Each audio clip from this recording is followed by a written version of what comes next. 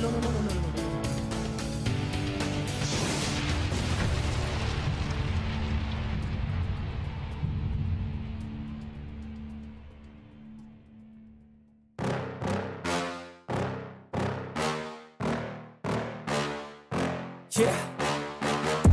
Please tell me that I can't, that I won't, that I fail, that I'll never make it out, yeah.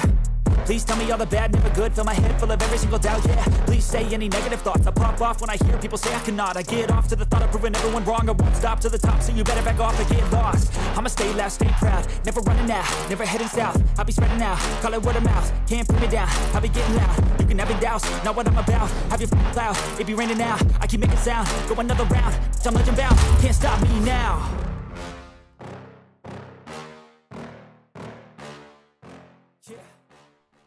Good evening, BENXT Universe. Happy New Year. Welcome to a brand new 365 days full of pretend ridiculous wrestling.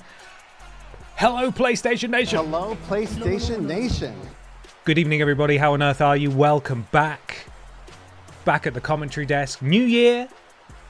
Maybe some new faces. Probably some new champions. All manner of fun ahead of us. Good evening. Real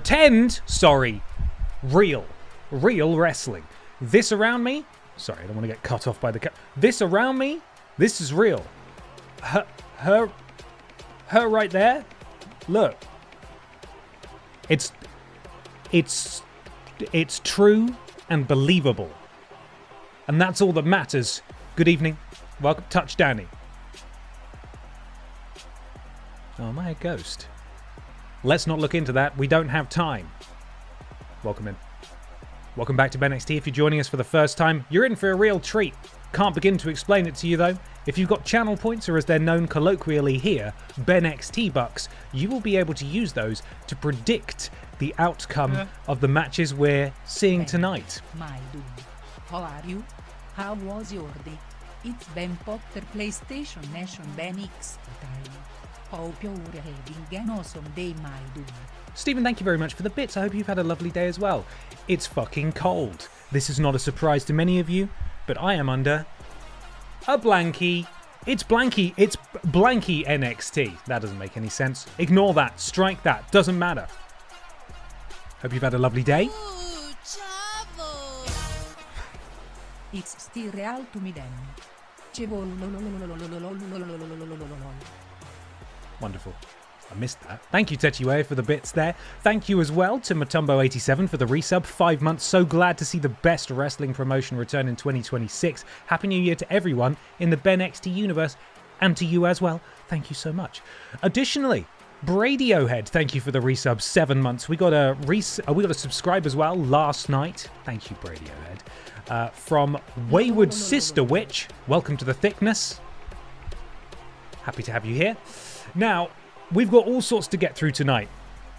I think understandably, as we hurtled towards Walrus Mania, there was a lot of manufacturing, a lot of tinkering from management, me, in terms of constructing the matches and the cards and the title opportunities, because we had to obey what had happened at the Elimination Chamber and the Royal Rumble. There is a little bit more of that we have left to do, but largely I think it's time to hand things over to the computer to see what wonderful matches it brings forth for us. Two things we have to honour, though, are the outcomes of the Festive Rumbles from before Christmas. So let me just remind myself what happened. I believe in the BENXT Rumble it was Funky Barbara Piss who won. She has moved over to Pip Down per the wheel, and is going to challenge the Pip Down men's champion Piss Jericho on tonight's episode of Pip Down. Similarly, on tonight's episode of BENXT, the winner of the second Rumble was Anna Logistic, who will be challenging for the BENXT Women's Championship. She's moved to BENXT. She's challenging Grimace. It's going to be crazy. Regardless, we've got all that to look forward to, and then we're just going to see what the computer wants us to have. That should be fun. Don't forget that LB beat Commander Piss for nothing but his pride. Man, if there was an award for beating Commander Piss, then you would be nominated for them, Lord Brotovich. Welcome, mods, by the way. Thank you very much. The mods will be running the predictions here tonight. Speaking of awards, though, I put out a series of polls on my YouTube channel just before Christmas, asking who you thought deserved to win various, as we're calling them, totally original idea, not copyrighted, the Slammys. We're doing the first annual BENXT and Pip Down Slammys in just a moment. The outcomes have been decided of the different categories. We've got Female Superstar of the Year, Male Superstar of the Year, Tag Team of the Year, Best Music of the Year, brackets the Ben Cooper Award, Faction of the Year, and as voted for by the channel members, Breakout Star of the Year. Yes, you are nominated for an award. Just in time. You're not even going to show yourself. You're gonna nearly knock all my lights over, and then you're not even going to come and say hello. She's over there. Now, arguably, it's very true to life of the real Slammy Awards, or indeed, what do they call them now? The WWE End of Year Awards, in that it has been a bit of a popularity contest. Regardless, we will honour the outcome of the polls, and you're going to have to bear with me because there's a lot of moving parts here. She's gone. Are you gone? Are you staying? She'll be back, I'm sure. Go on. Come in. No, not sure. She's had her tea and now she's going mental. There's going to be a lot of moving parts in the Slammy Awards. I've got a lot of buttons to press, but I think it's time. Hold on to your socks, everybody, for the first annual BENXT and Pip Down Slammy Awards. Over to you, Ben. Wow, thanks so much, Ben. Excellent commentary at the desk there. Look at these amazing awards here that we have that are real. And Pippa the Cat is joining us, I think. Hi. Oh, that was a very weak squeak.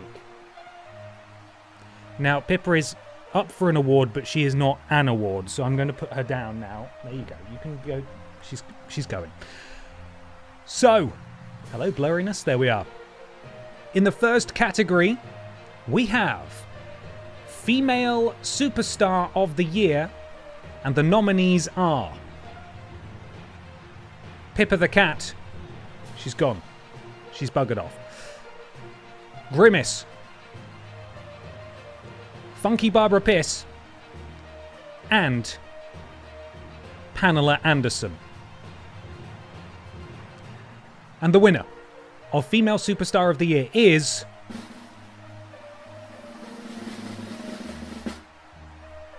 it's Pippa the Cat. Now, Pippa the Cat's had a fantastic year in 2025 in BENXT and Pip Down. She was a Money in the Bank winner and briefcase holder, two-time BENXT Women's Champion, and the inaugural Pip Down Women's Champion as well.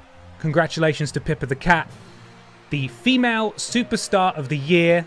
Rigged. It's already happening. They're already crossed. There's nothing I can do. I've got to persevere. You voted for it. That's all I'm saying. Male Superstar of the Year. Nominees are as follows. E.E. Tim. Dick Mychinko.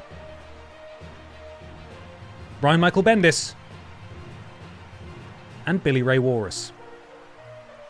And the winner of Male Superstar of the Year is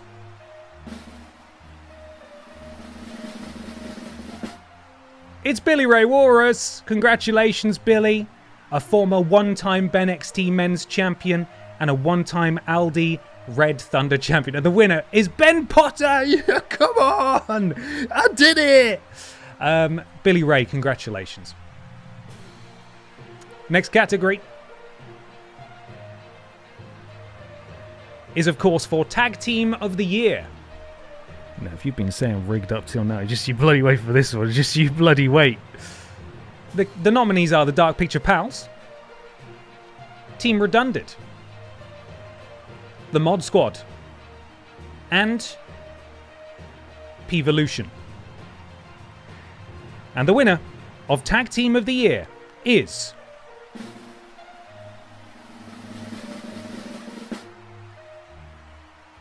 it's Team Redundant. It's Team Redundant, okay? It's... Come on! Come on! Congratulations to Team Redundant for winning Tag Team of the Year, according to the YouTube polls that I put out. #rigged.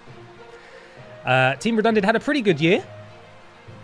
as far as tag teams go, they did win the BENXT Tag Team Championships, and they both have held the VIDIOT Championship as well, individually, not together.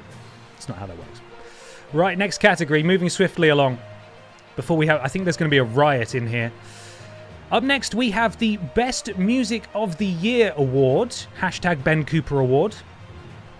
Chat of Ben Cooper in the chat.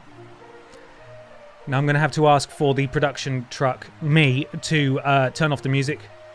Thank you. The nominees are as follows. Mod Squad with their theme song, Behave.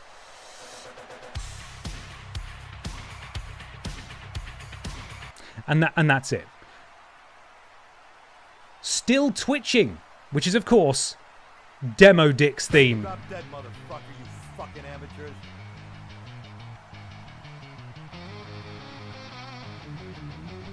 Chew on this, fuckhead. That's enough of that. Dark Pictures on the Wall. The Dark Picture Pals. I can't. I could sit here for the full 2 minutes, but we can't do that. And finally, Rules Broken, which is, of course, the theme of Rules Boss. Personal favourite of mine, but I don't get to vote, so... La la la la la. And the winner of the Best Music of the Year, in brackets, the Ben Cooper Award, is, perhaps understandably, the Dark Picture Pals, the current BENXT Tag Team Champions. Thank you, Ben Cooper, for your incredible work on so many of our amazing theme songs that we have here in BENXT and Pip Down. Next category is Faction of the Year. The nominees are as follows. P-Volution. The Piss Family. There's a lot of urine. There's a lot of urine in this category, just so you know. Los Pokehemanas. And the Undisputed Era. And the winner is your Faction of the Year 2025. It's the Piss Family. Banner year for the Piss Family. Admittedly, they are the longest tenured. I'm going to cough now. I'm so sorry. I was doing so well. Still a little bit poorly.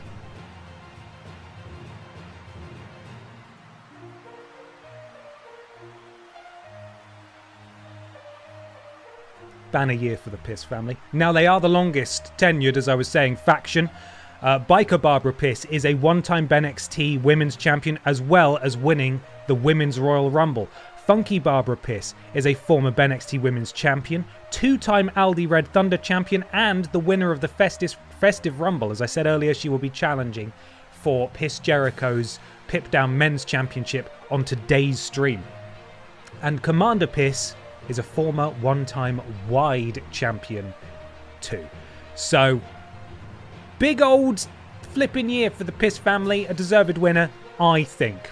And the final category, as voted for by my very generous patrons over on the YouTube channel member tab, is the Breakout Star of the Year. And the nominees are as follows.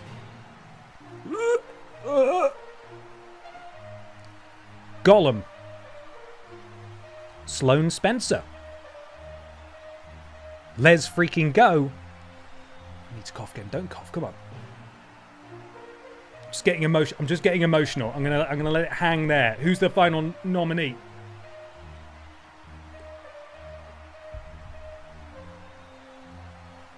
It's EE Tim.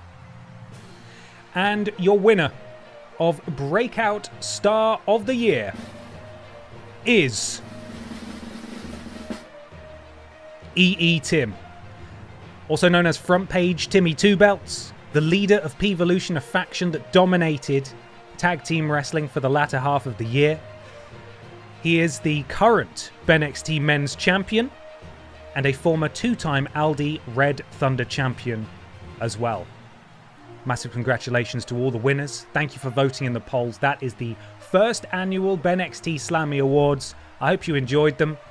If you've already typed out the word rigged, I'd recommend copying it so you can paste it into the chat later on, just to save yourself a bit of time. I think it's time we move over to the video game, don't you, fellas? And ladies, and others as well. Wrestling is for everyone, and it's about to get weird, so I hope you're prepared. Here we flipping go. We're in. You're in. Us in. Thank you very much. We had a couple of resubs there while I was doing the awards. Let's get Christoph's in first. 6 months. It's our 6-month anniversary. What's customary? Packet of gum? I'd love a packet of gum. Or just some cough sweets. That would be nice. Thank you. And also, one of my favourite usernames because it's just so clever. Poops McGee. Thank you for the resub. 5 months. Oh yeah, here we go. Piss time. It is piss time indeed. Now, if you watch the charity streams, firstly, thank you very much. I suggested that maybe someone might join the roster off the back of that, or at the very least, we would make some changes. Not scary ones. But I want to show you what I've done. What have you done? Hannah Montana, fresh off her quest to dress like John Cena in Hannah Montana the movie The Game, has completed her quest, and she has now been Cena-fied. Proud member of the C-Nation Army, Hannah Montana has her jorts. She has her You Can't See Me crop top, and she does, of course, have the hat, but for entrances only. Additionally, now I'm going to... Those of perhaps a slightly nervous disposition should look away now, because Shrek's here, and he's ready to fucking rumble, so be prepared. Finally, excuse me, and I would like to specifically thank David the 12th, who's made a number of characters for us. He did make a character, he made this character, but it didn't have like the correct logos and stuff on it, and I did end up going to the community creations and finding one with the logos on, so I want to thank David very much for making one, but I have gone with a slightly different one. I apologise, David. I don't want you to feel hard done by, but thank you very much anyway. I appreciate the time you put in. Please welcome to the roster, the Vent Pervert. The Vent Pervert has finally arrived. He's taken ages to get here, but he lives on in Pip Down. Yeah, that's right. I said your name. In Pip Down, the Vent Pervert is here. So you best watch your backs and necks and also elbows and knee joints because he is... Hello? What are you doing? She's climbing in my drawers. What are you doing? Oi. You wanna slammy? The people voted for you to win a slam. She's gone. That's it. The fame's gone to her head. She's just disappeared into a drawer. That's it. I don't like his bulge. Why is he touching his butt? There's a lot to take in. Regardless, the Vent Pervert has joined Pip Down. Shrek has joined BENXT. And I think Hannah Montana was already on BENXT, I believe. Where is she? There she is. Yeah, she is on BENXT. G-Man 1002, thank you for the 7 stream streak. Happy New Year, Ben and chat. Always great to watch along with BENXT. Vent Pervert might be my favourite of the gang. Well, hopefully he's in action. He's been added to the wheel. Speaking of which, we'll have to spin the wheel in a second because we have got an Aldi Red Thunder match. And I think that's going to open the BENXT show. We're going to get to the wrestling in just a second. Also, thank you to everyone else who shared your stream streaks as well. I apologise. It sort of scrolled away from me while I was doing the awards there. But I appreciate all of you. Thank you. So I think I've mostly gone through this and just double checked that everything's okay. First thing we need to do is spin the wheel for this. The current champion is... Who is the current champion, actually? I think it's Emma the Bear. She must be, because everything else is a wrestler whose name begins with A. So that makes sense. The Jacobite 15 stream streak. Incredible. Thank you. What else has the game given us? A Fatal 4-Way. Billy Ray Walrus. Jort-swearing Hannah Montana. Shrek and Brian Butterfield. Ashley Olsen takes on Kat the Writer.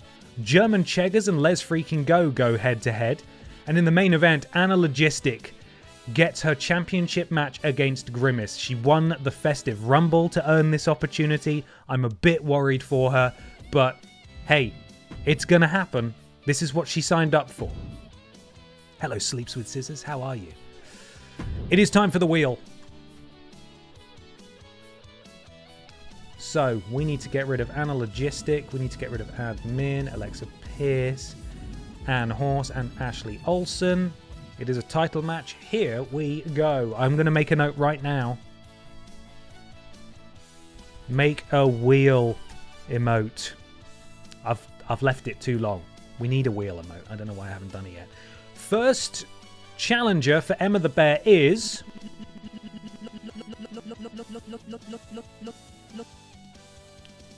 Charlie Guillermo. Ooh, Charlie.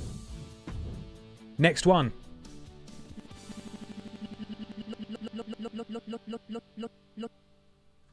James Jenkins? Royal Rumble winner James Jenkins, unsuccessful at Walrus Mania. Could win a championship tonight, though. Never know. Brian Butterfield, excuse me, has been called by the wheel and will do double duty tonight. 8 losses, 0 wins for Brian. That's pretty bad. Pretty bad stuff, Brian.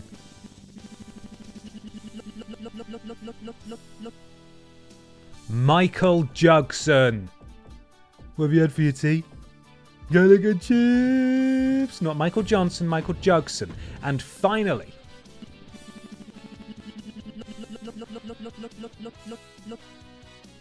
Beggy Mops.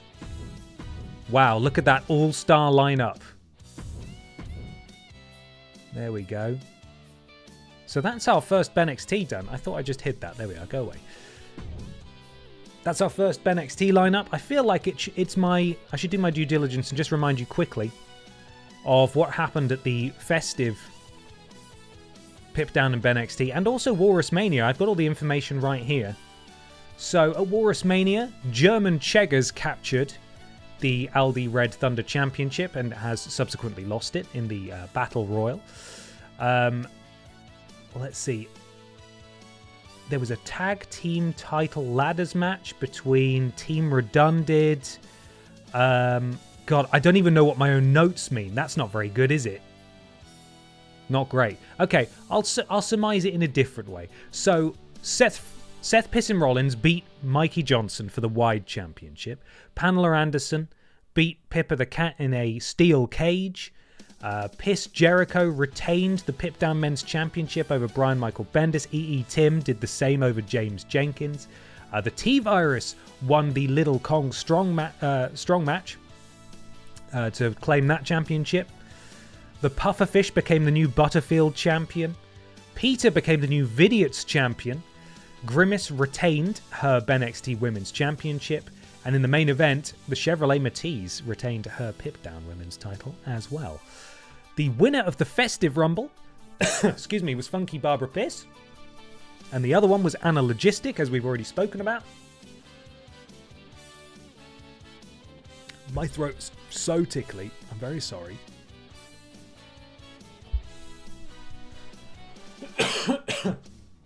We also crowned 2 Festive champions on the Festive edition. Of course, the Figgy Pud Championship went to Dominic Pisterio, and Captain Candy Cane Championship went to Danny DeVito. Now, I haven't stripped them of their championships, but it would feel a bit weird if they walked around with those titles all year, so they're not going to wear them out and about. But they did win, and I want to acknowledge that. I want people to know that I have acknowledged that. Additionally, a little bit weird, right? I'll show you what I've done. So because Funky Barbara won the Rumble and is now going to challenge Piss Jericho for the Men's Championship, the way this game works is a little bit weird. So, right. So the way this works is it needs a Men's Championship and a Women's Championship. And if you are a woman, you cannot challenge for the Men's Championship. I know, it's stupid. So what I've had to do is temporarily make the Pip Down Men's Championship, legally speaking, the 24/7 Championship. No one's going to challenge for that. Just ignore it. It doesn't exist. I've had to make the Men's Championship an intergender championship in a division all on its own that no one else will ever join, just so that Barbara can challenge for a match. If Barbara wins, then she's the new Pip Down Men's Champion. Congratulations. If she doesn't win, then Piss Jericho will be lumped back into this championship division. It's all a bit confusing. hopefully you can sort of keep track of what I've done there. Essentially, Barbara cannot challenge for the men's championship because the game is not cool enough to let us do that. So I've had to do some fudgery. So if it shows up like some sort of weird match for the 24/7 championship, it's because I've had to muck about in the settings a little bit. But anyway, it'll be fine. So we're getting things started now.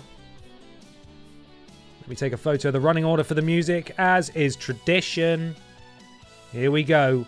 Up first, Chavo Guerrero Jr., James Jenkins, Brian Butterfield, Michael Jugson, and Beggy Mops all challenge for Emma the Bear's Aldi Red Thunder Championship. My phone is playing up. Predictions are now live. My fingers are so cold I can't even use my phone properly. Right, there we are. Okay.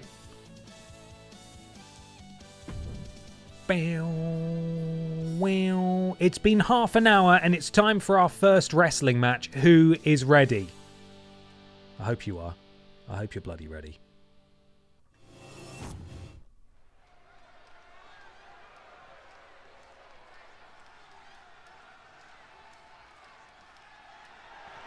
The following is scheduled for one fall and is for the All-Star Ring Total Championship.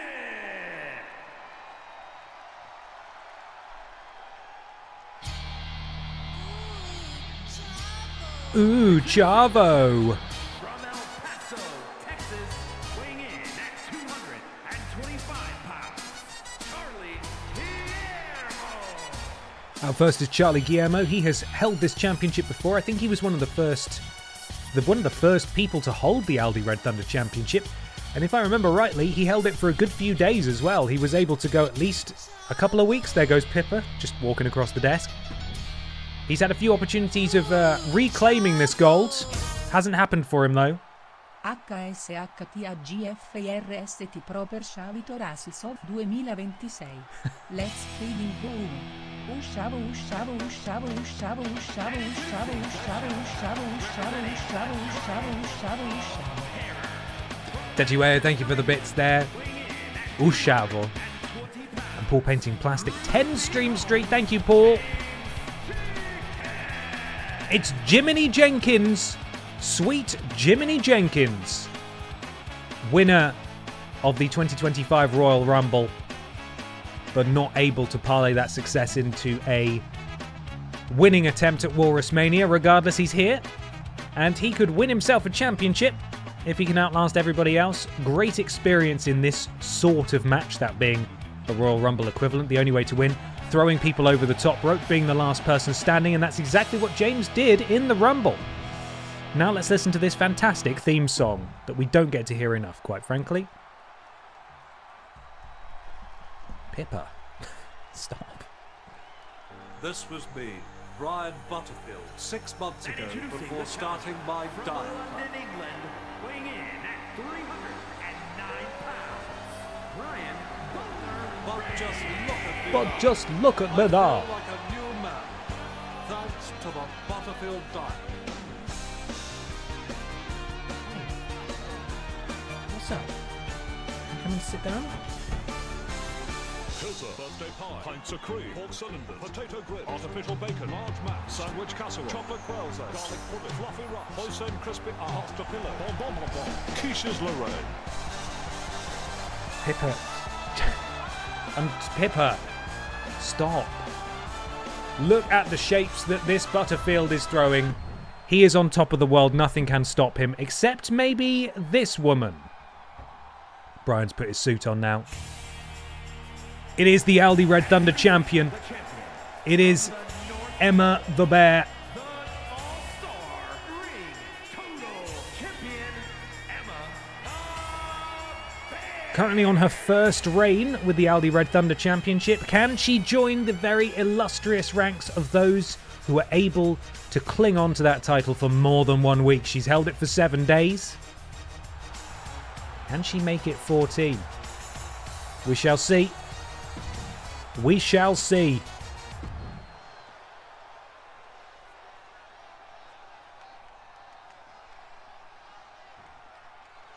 Hey, put your head further closer. Are you comfortable there? Yeah. What's your name? Michael Jackson. You're fucking mad, aren't you? What have you had for your teeth? Garlic and chili. Like good worth of garlic. I got extra 50 worth of garlic. Did you fuck? I fucking did. So nice. As Michael Jackson So nice. sort of twitches his way down to the ring, Garlic and chili. he looks to secure his first piece of gold in BENXT. One of the longest tenured superstars on the roster. And this wheel could give him the opportunity that he so desperately craved. And that, of course, means we have one person left to make their way down. And that is Pop Idol's own Beggy Mops.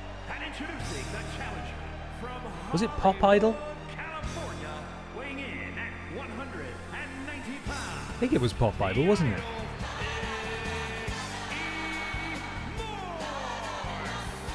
Beggy Mops, American Idol. Thank you. Totally different. Beggy Mops also not hugely successful on the main roster. Say the main roster like there's some sort of developmental territory. There's not. Don't ask me to make one.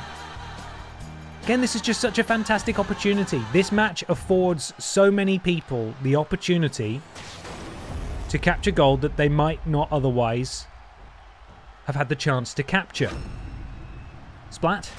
Yep, that's the noise that you make in the toilet after you've had an LD Red Thunder. And we are underway. Quick reminder of the rules. The only way to win is to be the last person standing in the ring. Throw every... Well, you don't need to throw everyone out, but the only way to eliminate someone is by throwing them over the top rope, both feet touching the ground on the outside. Last person standing wins. Always a bit chaotic to start things off. You see the power of the champion there, hoisting Beggy Mops above her head. It's a long way down. Oh, and that's a venomous springboard missile drop kick there from Michael Jugson. An extra 50's worth of garlic on that for sure. As James Jenkins grabs a hold of Brian Butterfield and flips him up onto his shoulder into a backbreaker. And with the bear now turning her attention to Chavo Guerrero, who is the first attempted elimination of this match, in a precarious position, but as is so often the case in the early juncture of Battle Royals, he is not ready to be eliminated just yet. Oh, look at that beautiful springboard tilt-a-whirl DDT there, or tornado DDT rather, from Charlie Guillermo. And the right hand's crashing down on the forehead of Emma the Bear, just turning the game down a little bit. As Michael Jugson, basement dropkick to James Jenkins, who rolls under the bottom rope for a brief respite. Jugson not going to let him do that, as Emma the Bear sends Chavo Guerrero flying, and now turns her attention back to Beggy Mops, planting Beggy Mops, and James Jenkins sent into the corner. Counter from Jenkins, maybe Jugson looking for the elimination there. Charlie Guillermo now, head scissors takedown, beautifully executed there. Everyone putting on a fine performance so far, if I do say so myself. Oh, Brian Butterfield just wandered directly in front of a knee, and a European uppercut after that from Charlie Guillermo, who got stuck on a bit of prone wrestler, and James Jenkins able to clatter him to the ground, and then a headbutt to Beggy Mops for good measure. Brian Butterfield sent into the corner. And now, Michael Jugson looking to eliminate Butterfield. Jenkins with the shoulder tackle to Beggy Mops. And Butterfield says, no, you are not going to eliminate me just yet. Oh! And Jugson on the receiving end of that for his efforts. As Jenkins now scoops up Chavo. Fall away slam to the former LD Red Thunder champion. Beggy Mops. A dirty stamp there to Emma the Bear, and Brian Butterfield potentially looking for the bomb here. No, Beggy Mops rolls through it. Very astutely scouted there by Beggy Mops. We've seen Brian Butterfield use the bomb to great effect in the past. As now Jenkins looking to eliminate Chavo just in the bottom right-hand corner. And Chavo's clinging on for dear life. Could we be about to say goodbye to Chavo Guerrero? Could first blood in this match go to James Jenkins? No. Chavo fights out of it. And Emma the Bear, again, focusing on Beggy Mops, who has the wherewithal to elbow his way out of that hold. All 6 competitors still in this match. As that was a bit messy there, but I think Jugson did connect with the Shining Wizard there, the extra 50's worth of knee. Directly to the forehead. Oh, and a Poison Rana to the champion. That is a lot of weight crashing down on the head and neck area of Emma the Bear, as Brian Butterfield marches Michael Jugson over for an attempted elimination, but Jugson able to power out just before. And what's Beggy Mops looking to do here? Just deal some damage to Jenkins, as Charlie Guillermo gets sent for a ride by Emma the Bear. And Beggy Mops, fighting out of another elimination attempt there. He's doing very well to hang in the way he is. He's taken quite a beating so far as Beggy Mops, the most hurt person in this match so far. Speaking of which, Brian Butterfield gets the first elimination, and it is Beggy Mops who has been sent over the top rope. We're down to 5. The champion perhaps looking for a very powerful elimination indeed. Gorilla Press, and see you later, Charlie Guillermo. And Michael Jugson is waiting there. Michael Jugson could be... Oh no, maybe not. I thought he was going to go for a sneak elimination, and he's not managed to do it. As Jugson with the senton from the top rope.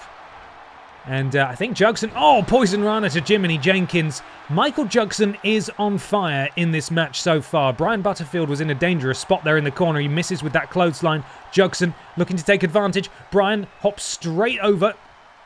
Able to get right back in, though. Very lucky escape for Brian Butterfield. Champion still in this one. Jugson powers out. He's on something else too, I bet. Yeah, can we get a urine test for Michael Jugson, please? It might actually melt the container that it's stored in, though. So, fall away slam from Jenkins. To Brian Butterfield. Grabs a hold of Jugson. Jugson now being walked over to the rope. James could be looking for an elimination, and I think Jugson's about to fly. James Jenkins has eliminated Michael Jugson, and we're down to 3. Will it be James Jenkins? Will it be Brian Butterfield? Or will Emma the Bear retain her title in the Aldi Red Thunder Battle Royal?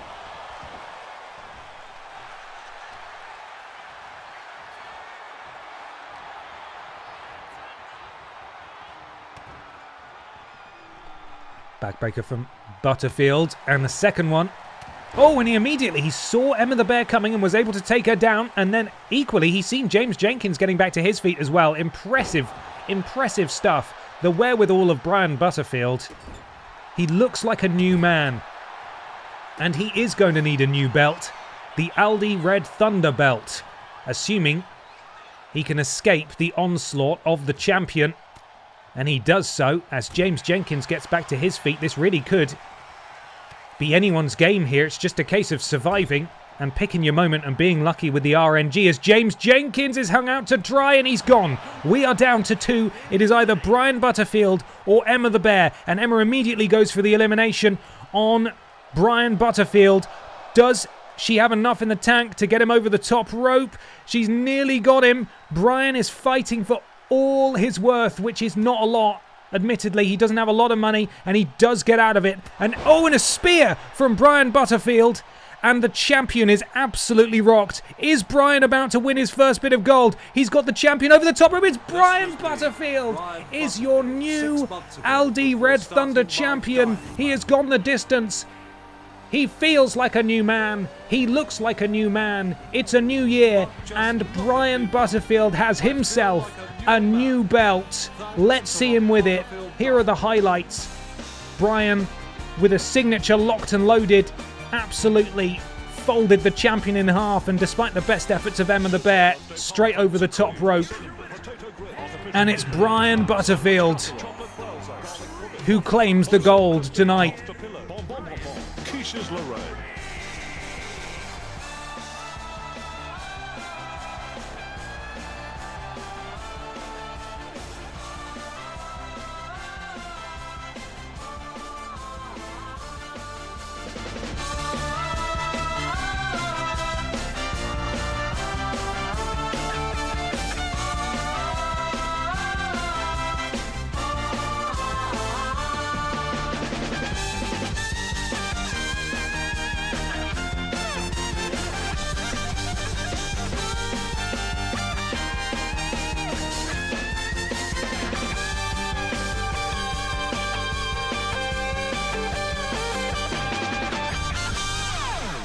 I think I may need to buy a new belt.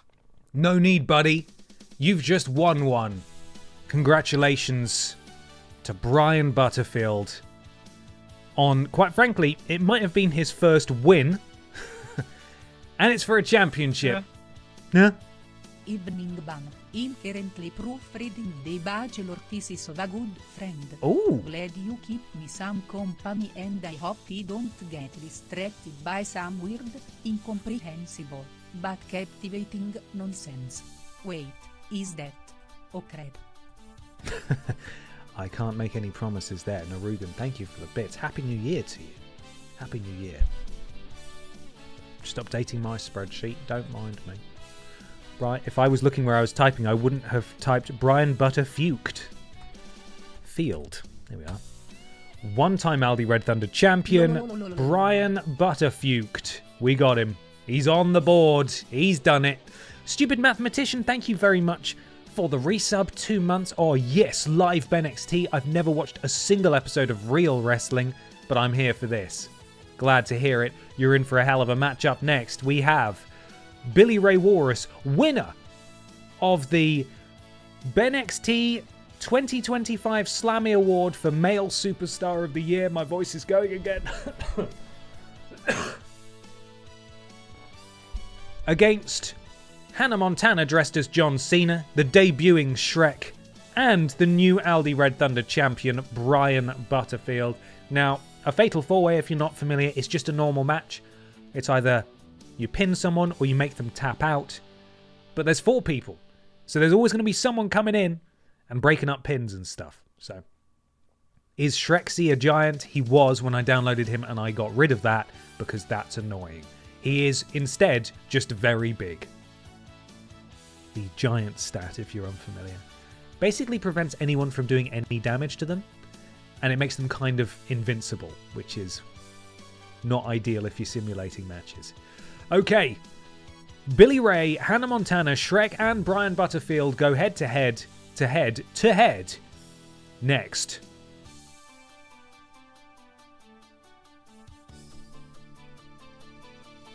Bam, bam.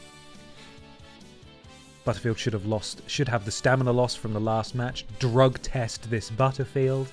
Well, we'll see how knackered he is in this. He might need to buy a new belt after this, is all I'm saying. Right, let's go. Predictions are now live. Thank you, mods, for sorting that. Appreciate it. I can't even say it. Appreciate it.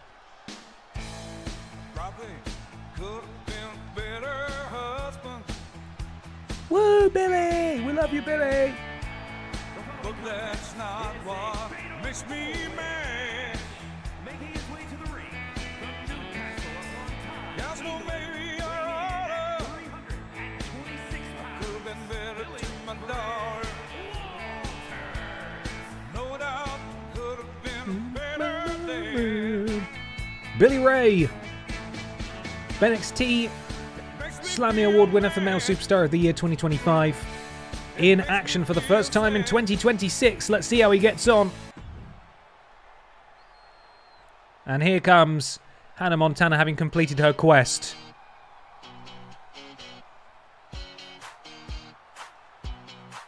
Eventually, she's making me salute for a long time.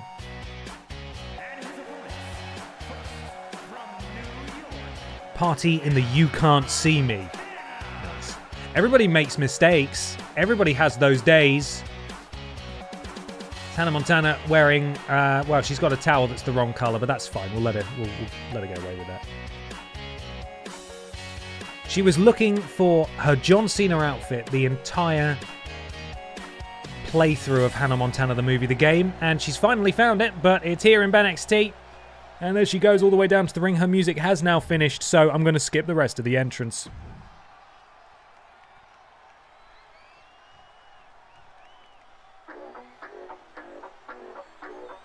Speaking of the charity stream, look who it is. Oh, he's scary.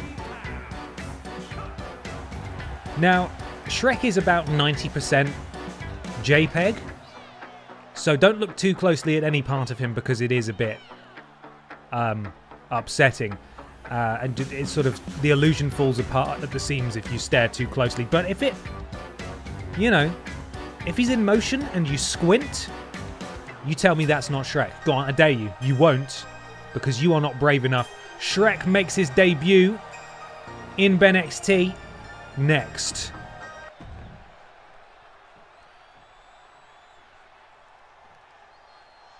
This was me, Brian Butterfield. Your 6 new months ago, before Aldi starting Red my Thunder diet. champion. Look at him. He is magnificent. Take a screenshot of that. That's for personal use later. Just look at me now.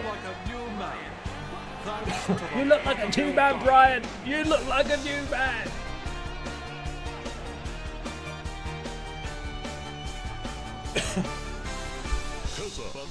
Birthday pie.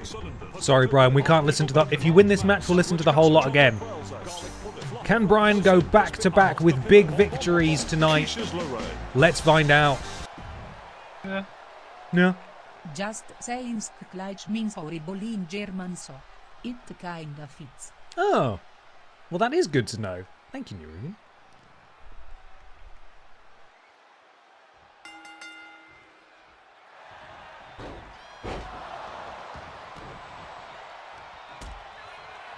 And we are underway. As is usually the case in these matches, all of the participants have split off. We've got a 50-50 split here. Shrek going after Billy Ray, and now, oh, Hannah Montana eats a massive drop kick. Just look at the size of Shrek. Absolutely dwarfing our pink boy there. Absolutely dwarfing. What conditioner do these guys use? Such shiny locks on display. I've always wondered.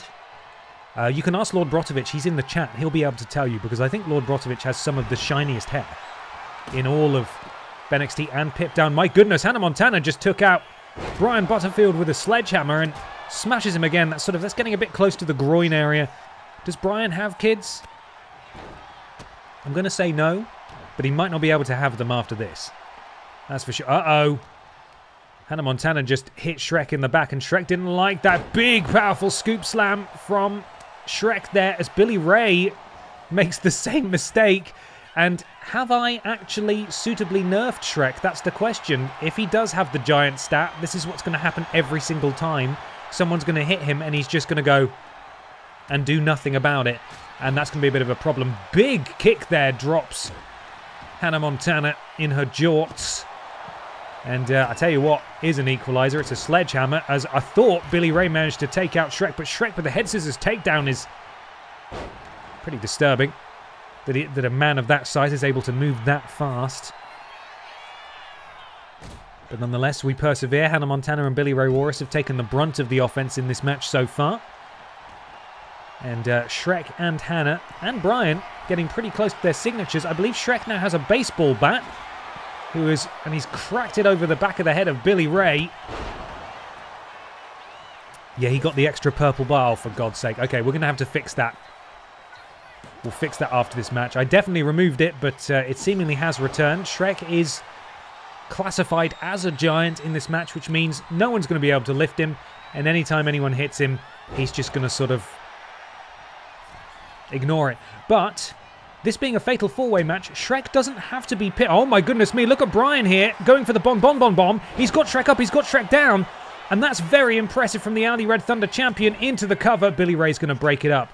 Case in point, he can still be hit with signatures and finishers, and if he's rolled out there and Hannah Montana takes out Billy Ray and then pins him, he's still going to lose. So what a moment indeed. The power of the Aldi Red Thunder champion, Brian Butterfield. Oh, and the head clonk, the classic head clonk. Somewhere the vent pervert is watching on, and he is impressed. And Billy Ray immediately trying to steal. I think Hannah Montana went for a finisher there on Shrek. Billy Ray immediately tried to steal it. And the Aldi Red Thunder champion is all over Shrek and Billy Ray as Hannah rolls into the ring with a sledgehammer. This match is absolute chaos. Hannah Montana, pump kick, drops Butterfield. Springboard, moonsault, lands flush on Shrek into the cover. Imagine if Hannah Montana were to pin Shrek to win this. In Shrek's debut, Shrek kicks out very close to 3. Very close to 3. Shrek's still alive in this one. But this is the perfect opportunity that Hannah needs to put this match to bed while the other two participants are distracted on the outside. And Brian Butterfield just absolutely smashed those steel steps into Billy Ray Walrus's face as Hannah Montana took way too long up there. And now Brian with the running STO, also known as the little bit of moniker, takes down Shrek. And as powerful as Shrek is, he has been made to look rather silly in the last sort of 2 or 3 minutes. Rolling senton by Brian Butterfield, as Brian's calling for something here. But nobody's in a position to receive it. Apart from Billy Ray, I spoke too soon. Brian could well go back to back here. No one is... Oh, and Hannah just in time breaks it up. I was about to say no one's here. And Hannah now, perhaps on the receiving end of the bomb. This has been the Brian Butterfield show from start to finish. Billy Ray getting back to his feet, and he just breaks it up. Oh, Brian is so unlucky. Billy Ray's rolled up Brian Butterfield. Oh, Brian kicks out before the count of 1. Shrek is on his feet, and he has a sledgehammer. Billy taking perhaps absolutely the wrong time to do a power pose there. As Brian, big kick, cleans the clock of Billy Ray, and Brian needs to capitalize on everyone being down. He's done a fantastic job so far. He came into this with a game plan, and he's been executing it to perfection so far, really making the most of his moments. As Hannah Montana is now pinning Billy Ray, and Brian is there to break it up. Brian now... Oh, Brian gets his clock cleaned by Hannah Montana. Is it Hannah Montana who's going to walk out of this with the victory after finding her inner power with John Cena? No. The John Cena, the hustle, loyalty, respect, it was coursing through her veins at that moment, but Brian still had enough in the tank to kick out. Brian has been working overtime on his new diet. And just taking a moment to slow the pace down a little bit. Wrenching the arm back as Shrek punishes Billy Ray on the outside. Hannah Montana, moonsault, misses. Brian back to his feet. Doesn't get back to his feet fast enough to capitalize. Shrek, oh my god. It's probably a good thing we can't see what he's doing to poor Billy down there. It's probably horrible. Brian. Hannah into the ropes. And now Brian is basically alone in there with a sledgehammer. I don't think he wants to get outside the ring. This is exactly where he wants to be to put this match to bed. Shrek's now rejoining them, and that's not good for anyone. Oh, Brian able to... Oh, counter from Shrek. Shrek does have his finisher, and Brian could be about to eat all of it, but Brian just a little bit faster. You don't often get to say that about Brian. Ripcord lariat, look at that. Turns Shrek inside out. And we're looking perhaps at another bomb here, this time to Hannah Montana, but there are lots of people in the ring. It is not a good time for that. Oh, actually, it might be a perfect time. No, he decides to break it up. With those two in a submission, he probably could have pinned Hannah Montana there. And he would have won. And it would have been fine. But Brian up to the top rope. He's calling for something. Shrek just throws a baseball bat. Brian goes flying. No one's there. It's all breaking down here in the climactic moments of this match. An absolutely bonkers fatal four-way. Billy with Hannah Montana on his shoulders. And Brian now waiting for Billy. This is his moment to strike. He's had this opportunity before. Bossman slam. Is that enough to put Billy away? He's going to try. Is it Butterfield's night? Is it a huge night for Brian Butterfield? Yes, it is. Brian Butterfield with back-to-back victories, successfully winning the Aldi Red Thunder Championship earlier tonight, and now, in a second match in the row, comes out on top in this fatal four-way match. What a night for Brian. Super Brian. Can nothing stop him? For 24 hours, you could win any wrestling match you like. Pints of cream, pork cylinder, potato grid, artificial bacon, large mac, sandwich casserole, chocolate quails, garlic pudding, fluffy rock, hoisin crispy, pasta pillow. Here we see the bomb.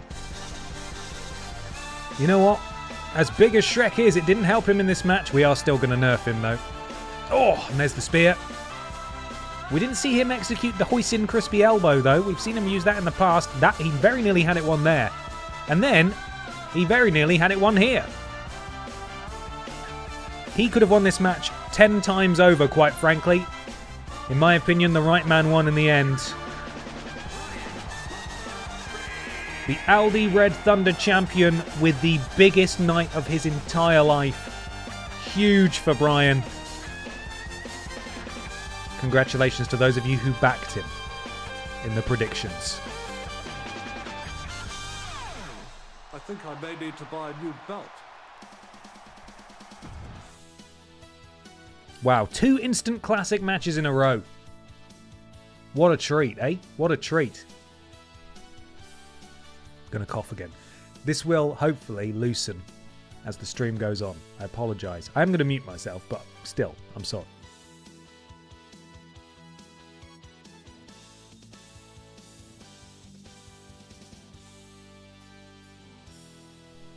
Jolly Joker 666. Terribly sorry for missing your resub there. 2 months sub. It's BENXT time. Yes, it is. Thank you for being here. Appreciate it. Now it's time to cut a promo and promote his diet. Well, up next, Ashley Olsen is apparently in a rivalry of some sort with Kat the writer. I'll have to see how that works out. I'm going to skip through this. We get some mild spoilers there. It looks like it might be a tag team rivalry, though, between the tag team of James Jenkins and Kat the writer and the Olsen twins. So, predictions will be live in a moment. Get yourselves ready, because our first singles match of 2026 is about to happen. Will it be another all-time classic?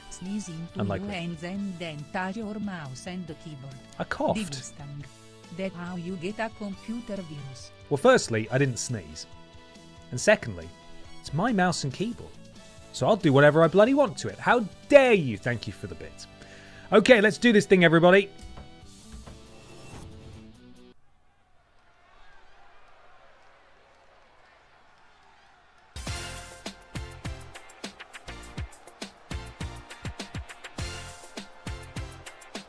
Bum, bum, ba-dum, bum, bum. Here she is. Making her way to the ring, representing the Terrors from Los Angeles, California, Ashley. It is PS1 Ashley Olsen. She's here, and she's ready to be horrifying in 2026. Let's see what Kat can do about it.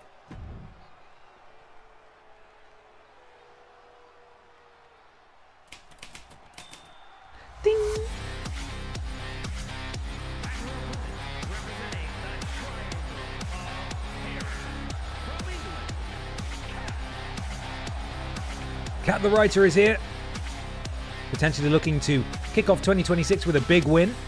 And seeing this as this is some sort of rivalry involving James Jenkins and Mary-Kate Olsen as well, maybe some wins for their tag team too.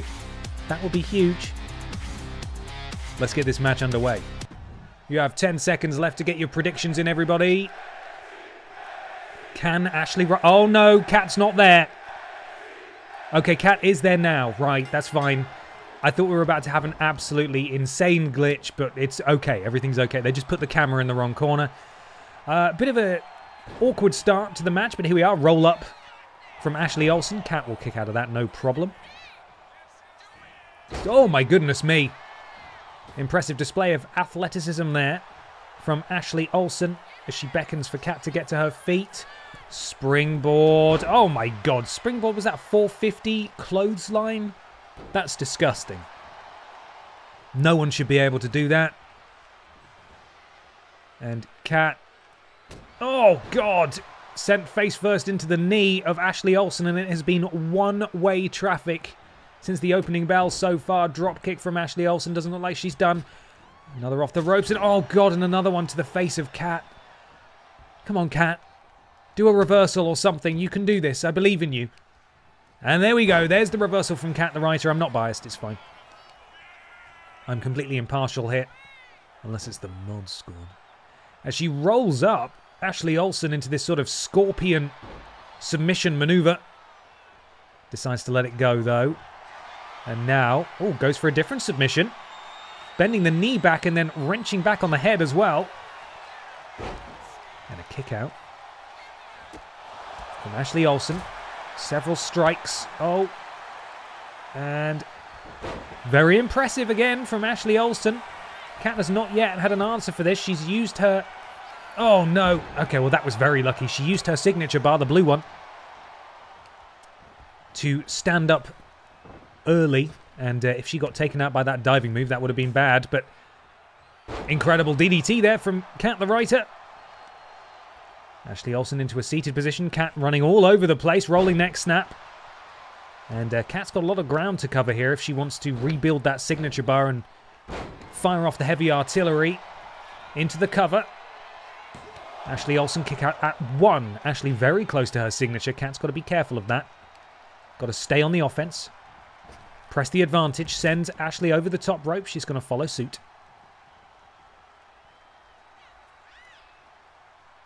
Oh, and a knee strike to the knee. Several of those. Has anyone been submitted in this version of BENXT? Yes, we've had a couple of submission victories. Admittedly, it doesn't happen very often.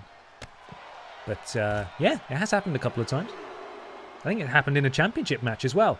Now they have they have until the count of 10 to get back in the ring. In a previous version of this game, and by that I mean before they updated it, everyone was sort of just staying outside the ring for the full count of 10, and we had loads of matches end in a count out, which is rubbish because then it's kind of like a default victory or even a draw, which we don't like.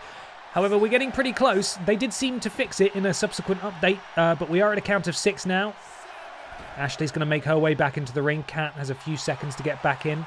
If Ashley rolls back out, it will reset the count. Referee beckoning for Kat to get back in, and she does so before a count of 9. And I tell you what, she's caught Ashley there. German suplex from Kat the writer into the cover. I don't know that that's going to do it. Ashley Olsen does now have her finisher stored. Mikey submitted to Fanny Craddock that one time. Yes, that's true. The crooked referee, Pamela Anderson, called for the bell. Arm drag from Ashley Olsen. Kat the writer could be in a bit of a dangerous spot here, I think. Ashley Olsen is calling for a finishing maneuver. Oh my God. I don't think we've seen her do that before, but that's surely lights out for Kat the writer.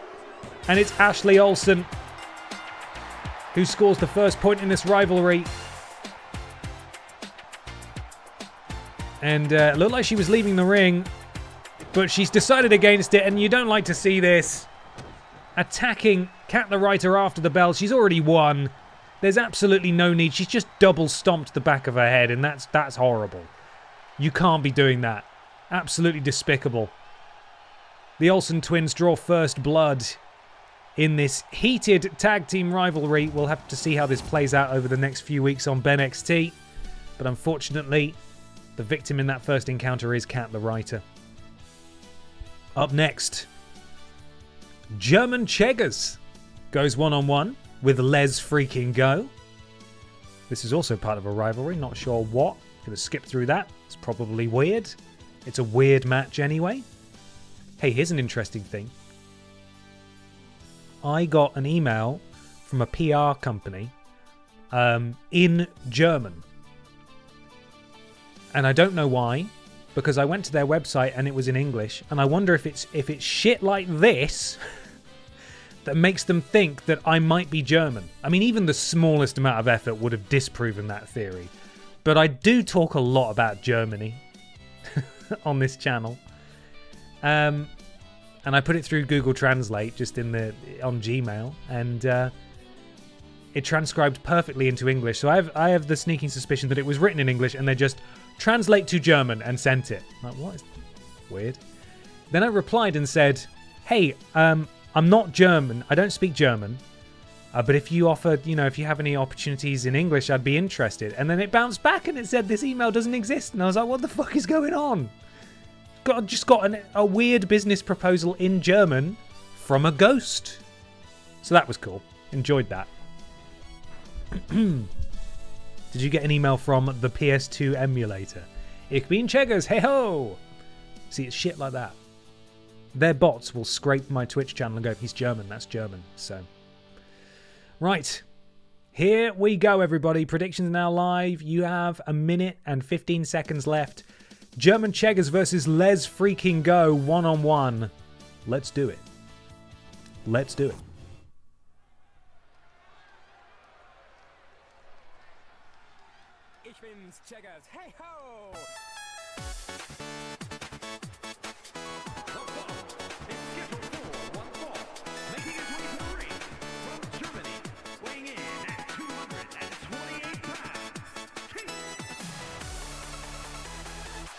German Cheggers representing the German contingent of BENXT and Pipdown. Brot means bread, led, of course, by our very own Lord Brotovich.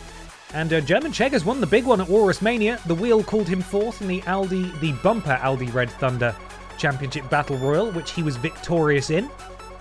Wasn't able to hold on to it in his first defense, but as we saw earlier with Emma the Bear, that is basically an impossible task, so we can't begrudge him that. And speaking of former Aldi Red Thunder champions, it's Big Sexy himself. I am laughing, but also I'm trying not to cough. It's Big Sexy himself, Les freaking Go. Hottest man alive 2025. That wasn't a slammy, that was just voted for by the world. The world voted him. Oh, hang about. Les freaking Go is in the middle of making his entrance and German Cheggers has jumped him before the bell. Les freaking Go still has his flower crown and his cape on. That is not okay. Some chicanery and cheating there from German Cheggers. This match has not officially started yet. It should start when they both get in the ring. We'll hear the bell go. And German Cheggers will hopefully allow Les freaking Go to remove his flower crown. Which is only polite, isn't it? It's only polite.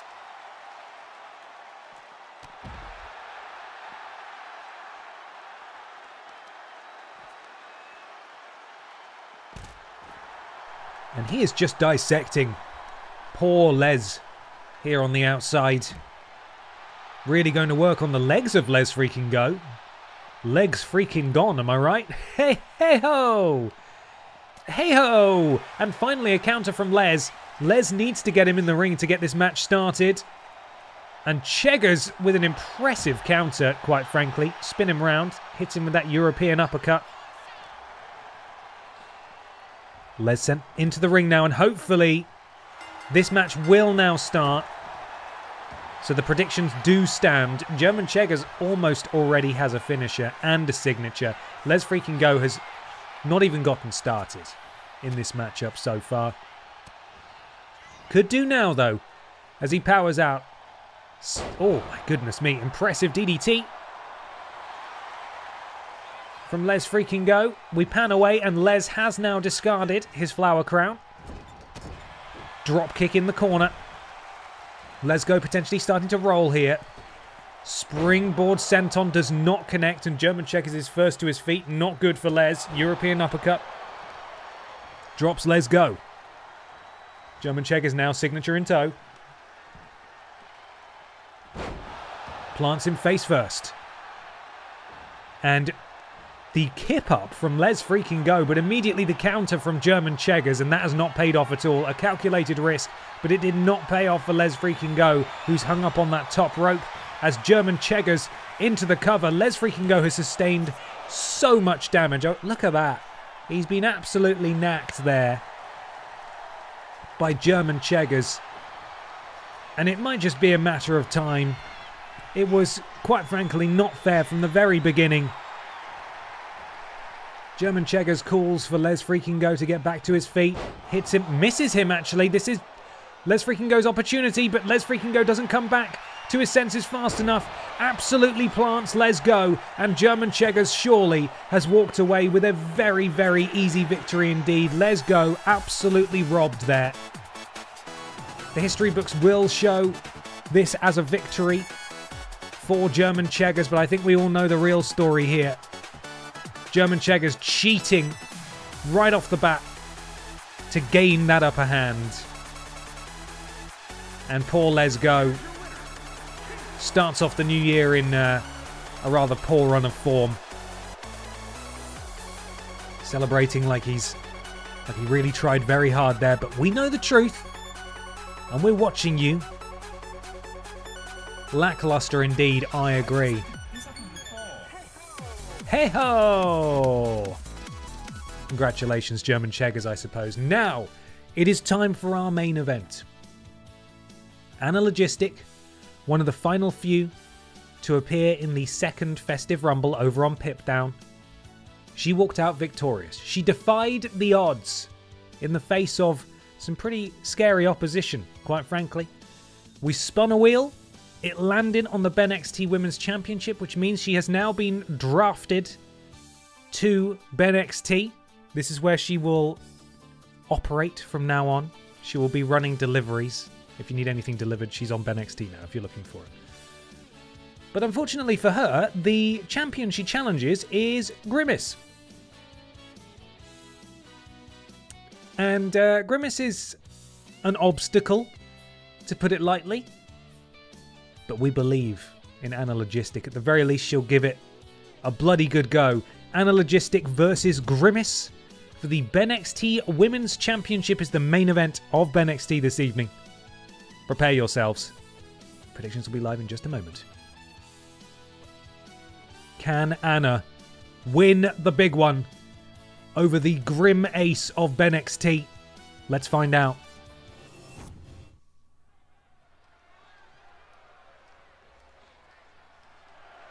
The following is scheduled for one fall and is for the NXT Women's Championship.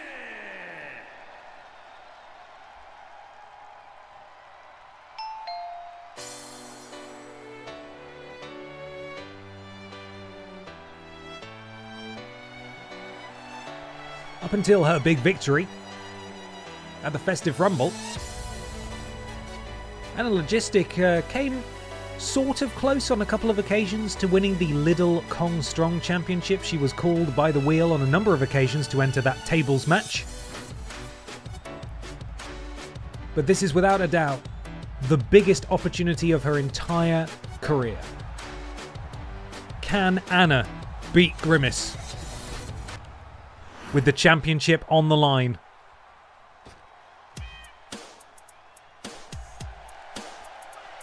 That belt looks so small on her. Grimace, two-time BENXT Women's Champion, one-time BENXT Wide Champion, just doing a scan, one-time Aldi Red Thunder Champion, one of the most decorated competitors we have in all of BENXT and Pip Down. And she will absolutely look to continue her reign here tonight. But will Anna play spoiler? Enough talking, let's do this thing. For the introductions, we go to Mike Rome. Hello, Mike. You do remember their names, don't you? Get them right for us, please. Introducing the challenger from London, England, Anna Logistic. Not quite Anna Logistic, but very close, Mike. Good job. And her opponent from Mount Olympus, the NXT Women's Champion, Grim Ace. Are you craving my McNuggies? Not anymore. She's got that belt. But will her reign continue into the future? We're about to find out, and Logistic showed what this is all about. As are we. BENXT Women's Championship is officially on the line. Anna's ready to go. Grimace is ready to go. And we're underway. Oh, and Anna immediately ducks the early offense of Grimace. That is fantastically scouted, because so often in these matches, if you've got a sort of David versus Goliath situation, whoever lands the first punch tends to just stay in control for most of the match. Now, I'm not saying that will happen for Anna, but the fact she was able to avoid that opening salvo from Grimace bodes pretty well for her. It's at the very least, it's a stay of execution. I don't want to hype up Grimace too much, but, you know, the disparity in size is quite apparent. And Anna going for an early taunt here. Lucky for her, Grimace is in some sort of trance. Otherwise, that could have really backfired. And now Grimace with the counter.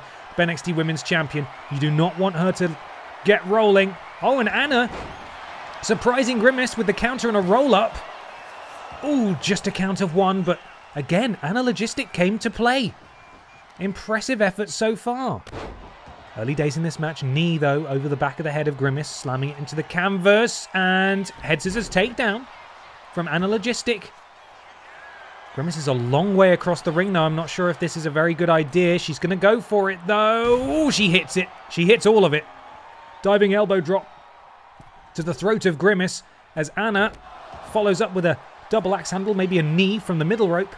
And into the cover again. Anna looking to make short work of the champion. Clock off early. Anna now calls for Grimace to get to her feet.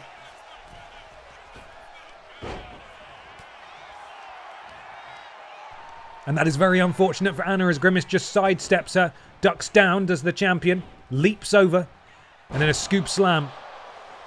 And the challenger is planted right in the middle of that ring. Oh, and a counter from Anna, who then goes for that Hurricane Runner again. And I've got to say, Anna is looking great in this counter from Grimace. Oh, strike from Anna Logistics. She sacrificed some of her signature bar to stand up early.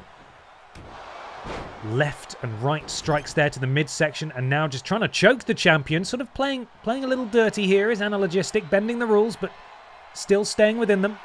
Got to stay on the good side of the referee. Into the cover again is Anna Logistic. And that's an impressive power out from Grimace at 1. As Anna now wrenching on the head of Grimace, but Grimace...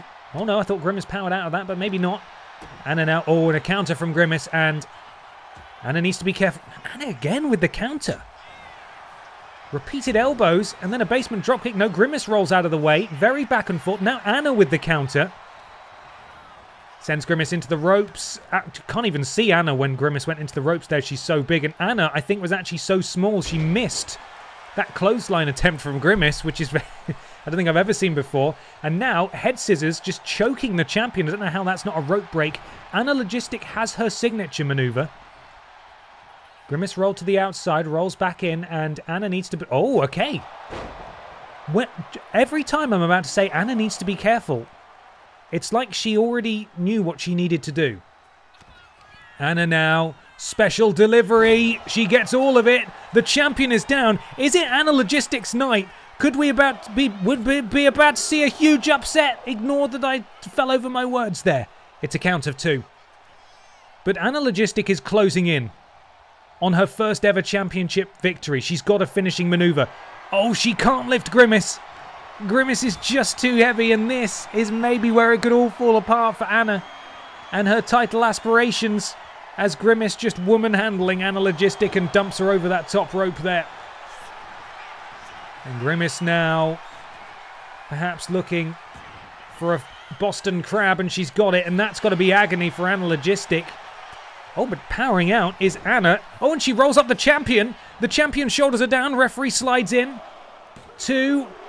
Not quite. Grimace rolls through. Oh, and a kick out at nothing from Anna Logistic, but Grimace back on her feet first. And Anna is in for a painful landing here. Backbreaker with extra effort applied by Grimace. And she just rolls her off there as Grimace drags the lifeless body of Anna Logistic to the center of the ring. And Grimace has her signature now. Anna is entering the deep water. Does she have what it takes to survive here? As Grimace pump handle position. That was her signature maneuver. Anna Logistic is down. Is this the end of Anna's story? No, Anna's still alive. Grimace, though, has a finisher. Anna has her finisher. This is basically whoever pulls the trigger first is going to win. And I think Anna is about to stumble face first into the McNuggies. Back elbow from Grimace drops the challenger. Oh, it's all starting to look a bit bleak for Anna Logistic. Massive splash from the champ.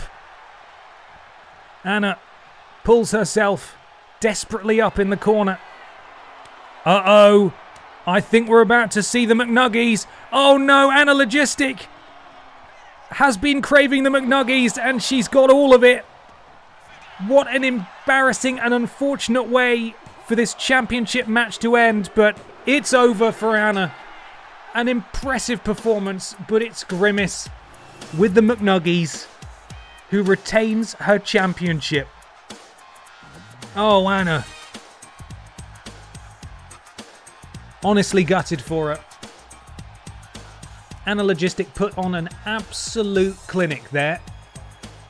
We've had Rumble winners before, as we saw at Walrus Mania, who absolutely, no disrespect to wrestler James Jenkins, absolutely fell short of expectations, but I cannot take anything away from Anna Logistic there. She had this match won. She didn't get the opportunity to hit her finisher. If she did, we would have a new women's champion. But Grimace, off the McNuggies, retains her title tonight. She is still the BENXT Women's Champion, not to be deterred, not to be put off by a very, very, very game Anna Logistic here tonight. Congrats to Grimace. Anna, better luck next time. You did amazingly. Well, that's one show done. It's time now to head on over to Pip Down, where I believe at the very least we have 2 championship matches. One of them will be for the Lidl Kong Strong Championship, and the other will be for the Pip Down Men's Championship, because the other winner of the other Festive Rumble, that being Funky Barbara Piss, has moved over to Pip Down, and she is challenging Piss Jericho for the Men's Championship. Let's see what other horrors the game has set up for us.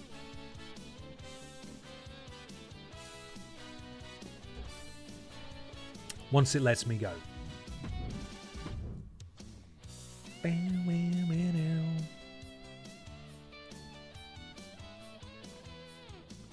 Carla and the Chevrolet Matisse have a promo.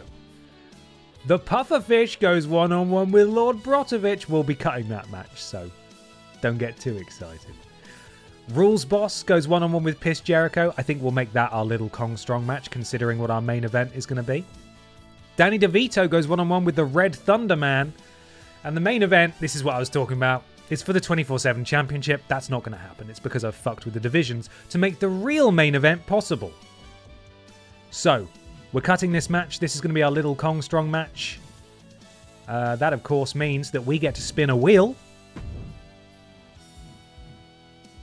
Much like the Aldi Red Thunder Championship, which is defended weekly over on BENXT in a Battle Royal, the Lidl Kong Strong match is settled every week on Pip Down in a tables match.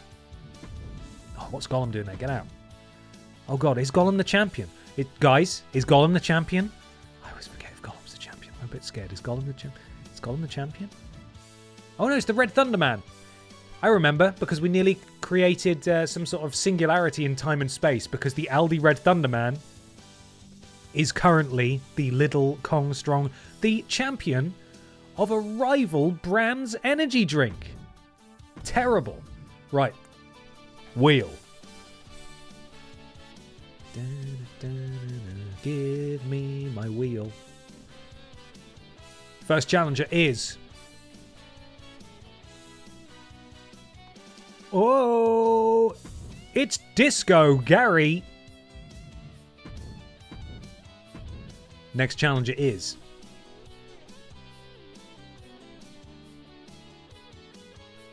Leon Kennedy. Blocky Leon. Penultimate challenger is... Cannon-headed Apple Boy. Jab. And the final challenger is...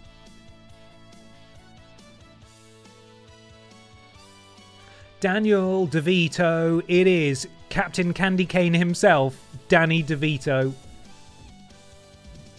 That is your Kong Strong Championship tables match. And in the main event, oh, Danny's going twice tonight, and so is Red Thunder Man. I suppose we'll see how those two get on. Right, customized match. This is a one-on-one match for the championship. It is between Funky Barbara Piss. Insane stats on Funky Barbara. She's been buffed by her wins recently, I think. All of the Piss family have a slight boost, but 91 is not what she would normally be on. I promise you. Piss Jericho, the current champion. He should have his managers out. They should both have managers on, shouldn't they? They got to bring some friends out. Piss Stratus, yeah, sure. There we go. Confirm. We'll add a manager. Let's get out there with... Let's get Barb Piss Dottier out there. Yeah, let's do that. And the championship is, of course... Where is it? Oh god, where is it? Intergender. Why can I not... Hello, game. Why can I not see the title? Am I going to have to do some fiddling about? I can't see the Pip Down Men's Championship. I did test it and everything. So I don't know where that's gone. I'll save this, and then I'm going to have to go into the settings and work out what's going on. I shouldn't even need to make it a division. Let's save that. Oh, I do love admin. I do love trying to work out what's going on in this game sometimes. It's my favourite. So, edit shows. Pip down. Maybe I just need to remove this as a division. Edit division. Can I get... This is an intergender title, so why is it only showing... Is it only showing boys? It is only showing boys. So... Oh, intergender off. That'd be why. Brilliant. Okay, this is the sort of silly things you need... Oh, you didn't check this box, so it's not going to work. Okay. Jesus. It's not like this, but it's like having to learn bloody accounting software. It's ridiculous. All the intricacies of this silly video game. Anyway, we're nearly there. Edit this match. Customize match.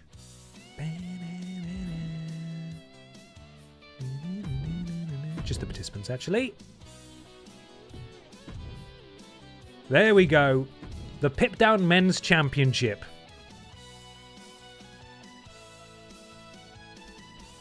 And that is ready to go, I think. So we're starting off with a promo, which are always good, between Carla and the Pip Down Women's Champion, the Chevrolet Matisse. The Pufferfish, the current the current Butterfield Champion, goes one-on-one with Lord Brotovich. In a 5-person tables match for the Little Kong Strong Championship, we have Cannon Appleboy, Disco Gary, Leon S. Kennedy, and Danny DeVito challenging the Red Thunder Man. Danny DeVito then goes one-on-one with Red Thunder Man. Presumably these two fall out in that match. And then in the main event, Festive Rumble winner Funky Barbara Piss challenges for Piss Jericho's Men's Championship. Ridiculous. Okay, I think we're ready to go. No predictions necessary for this one. It's just a promo that doesn't make any sense and doesn't really work when you simulate it, but we'll give it our best try.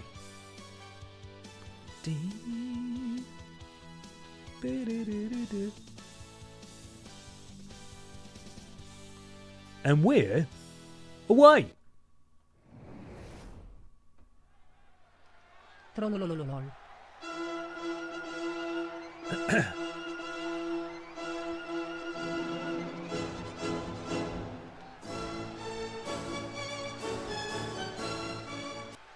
not going to do the accent.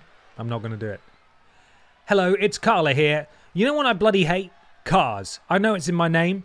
So if there's any cars out there that happen to be holding championships, you come down here right now so I can beat you up. Oh my god, look. It's the Pip Down Women's Champion, the car. She's Chevrolet Matisse, the car. Yeah, that's right. I'm a car. What of it? You called me out and I'm coming down to the ring. So what do you want, Carla? I want to be car-less. That meaning fewer cars, technically. I don't want to be any more cars, and I want your championship, maybe. You're on. You beat me, and there'll be no more cars ever again. Well, looks like we got a match, guys. Really, really good promo between these two. the stakes have definitely been heightened. I can't wait to see how this thing is settled. Solid promo. No momentum on either side. Really good. They're going to have a match. That's all we know. Great job, Carla. Knew you had it in you.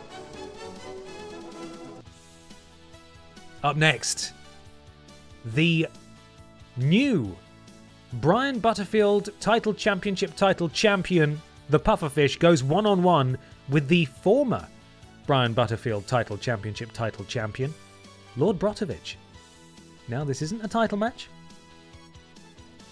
but if Lord Brotovich wins, it could end in one. Oh, I saw a little sneaky peek of something that may or may not happen here. You might have done too if you didn't blink. So, get ready. Predictions will be live in just a second. Do predict responsibly. Rivalry matches often have shenanigans in them, so beware of that.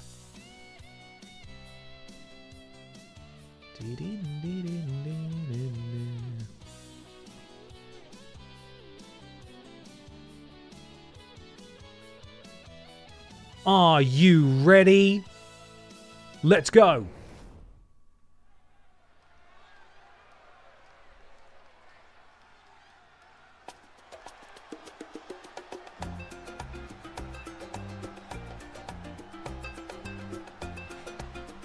Does that mean I'm a normal pufferfish? Or just a normal pufferfish there?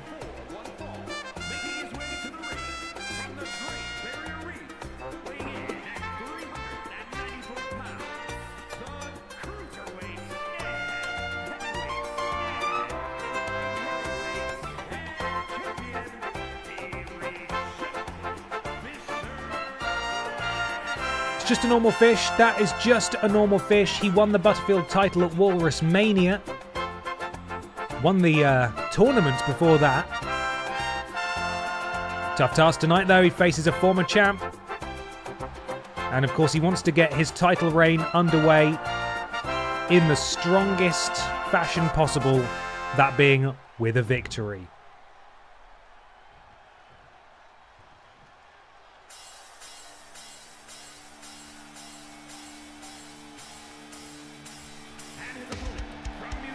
And here comes the former champ.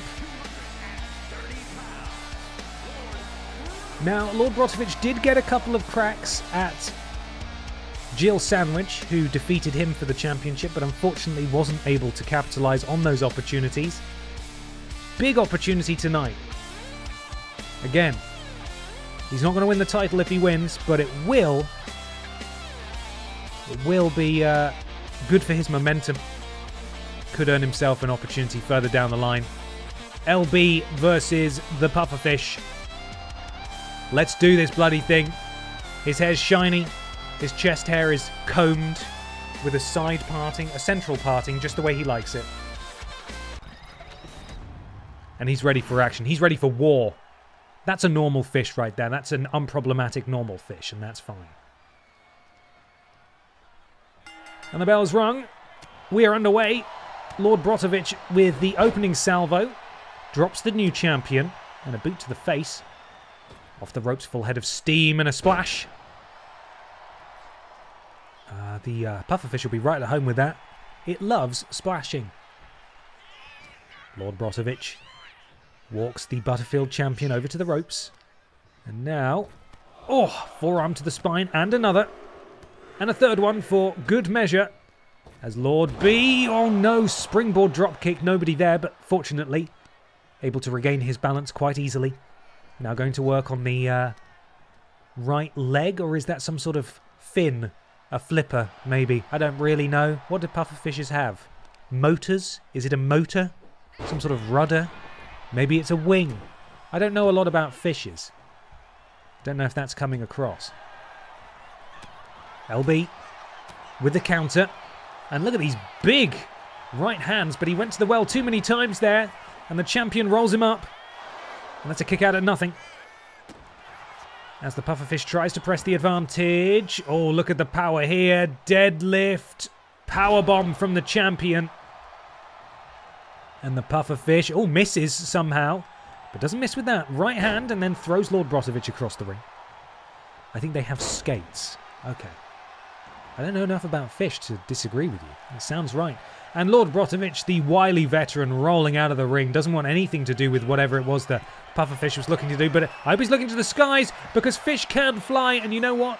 He was looking to the skies. He managed to get that counter in there. But the Pufferfish, too fast. Couple of right hands and then spinning him around. This is a bit silly, actually. It's difficult to take wrestling seriously at the best of times. But you can't be doing that shit. You know, that's embarrassing. Lord Brotovich just as complicit, quite frankly. Allowing himself to be spun around like a I don't know what is it the Fish spin around? Beyblades? Do Fish have does Fish Society have Beyblades? I shall defer to you on that. Pufferfish back in the ring. Lord Brotovich rolls out the way, but doesn't manage to get a hold of the Pufferfish. Oh! And is sent for a ride as a result. Knee strike to the face. LB goes for a massive chop, but misses wildly. And the Pufferfish again pressing his advantage. Not problematic at all. No issues with this whatsoever. It's absolutely fine. Gets out in the ring, slides back in just because he can. Up to the middle rope. Lord Brotovich being beckoned to his feet. Pufferfish closing in on his signature maneuver. Massive shoulder tackle. One more move and the Pufferfish will be ready to use some of his heavier artillery. Oh, and a massive knee strike. Lord Brotovich not looking too good in this one at this point in the match, as the Pufferfish could be about to drop all of those. What did we decide they were called? Rotors, blades, skates. The skates crash down into the cover. That wasn't even his signature move. LB able to kick out, but how much does LB have left? He stands up early but walks directly into that back elbow. And the Pufferfish, yeah, it could just be a matter of time. I'm really sorry, LB. And the Pufferfish now, signature in tow, slams him down. And up he goes. All of the weight of this Pufferfish. Oh, that's a massive splash. And I think Lord Brotovich is out. That might be the end of his night, but the Pufferfish is not done. Boot to the midsection. We're about to see the puff-up powerbomb. Up goes LB, down goes LB, into the cover. The Pufferfish, 1, 2, 3. Thank you for coming. And I'm so sorry, Lord Brotovich. It didn't work. Oh, hang on a second. Narugan, hang on a second. The vent pervert's here. The vent pervert has made his intentions known, interrupting the outcome of that match. The Pufferfish victorious, but the vent pervert pops out of maybe some sort of vent backstage. And it appears that it's not even my rivalry. No, unfortunately not. This is not Lord Brotovich's rivalry. It would appear that it is the Vent Pervert's rivalry. The Vent Pervert is coming after that Butterfield Championship. We shall see how this plays out in subsequent weeks. Narugan, I'm so sorry. It all happened at the wrong time. Who is Carl S? Is that the secret love child of the Chevrolet Matiz and Les Freaking Go? Also, I found Butterfield's conditioner. It's butter. That explains why he smells so nice. Thank you for the bits, Narugan. Well, sorry, LB. This was the most Batman-esque music I could find, by the way, on the YouTube audio library. Pufferfish victorious. Right, I'm going to quickly go and pay a visit to BENXT Breakout Star of the Year 2025, EE Tim. I'll be back in just a second. Don't go anywhere. Up next, we have the 5-person tables match for the Little Kong Strong Championship. I will be right back. Bear with me, not Emma. Bear with me.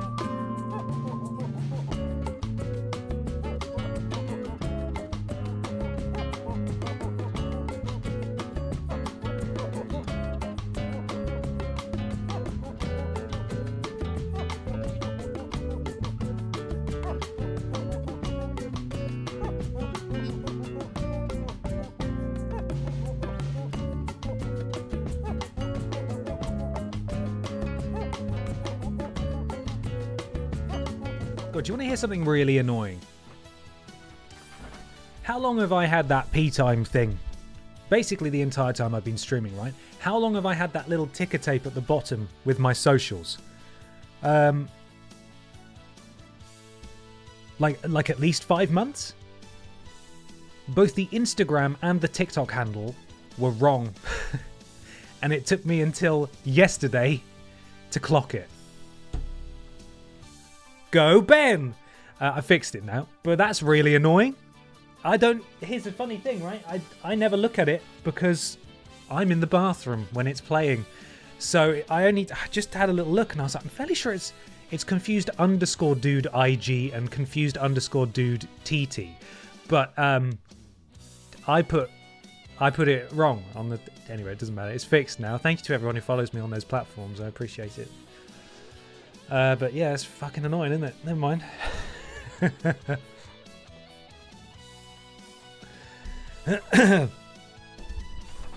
Oh, I see. Okay, so the bits that Narugan did about the Carless thing.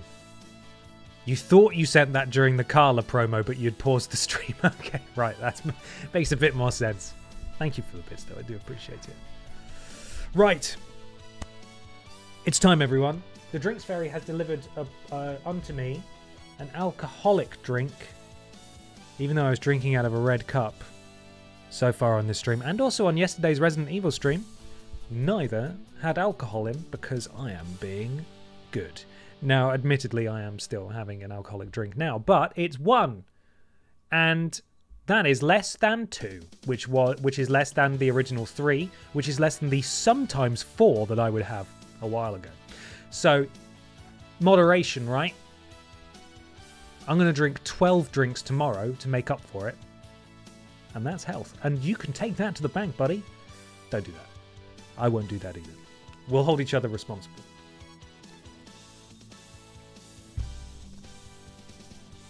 Okay. Right.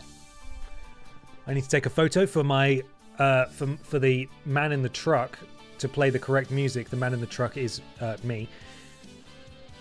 Right. So, predictions will be live in a moment. Massive thank you to the mods on deck. As always, Lord Brotovich, Mr. Black, and Trowling Badger. I appreciate all 3 of you. I'm only joshing when I call you names. You Wilsons. That was a joke. We were joking.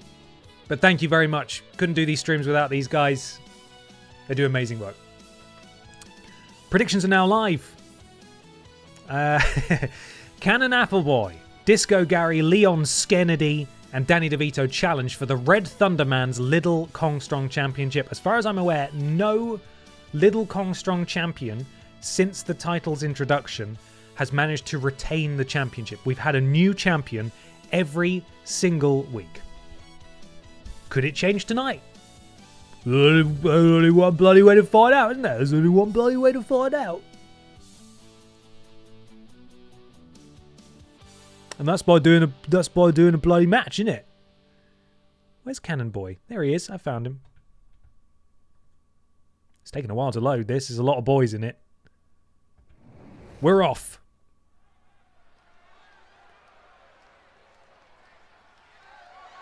The following contest is a fatal 5-way tables match and is for the Lucha Libre Stampede Total Championship. It's not quite right. Little Kong Strong is what he meant to say.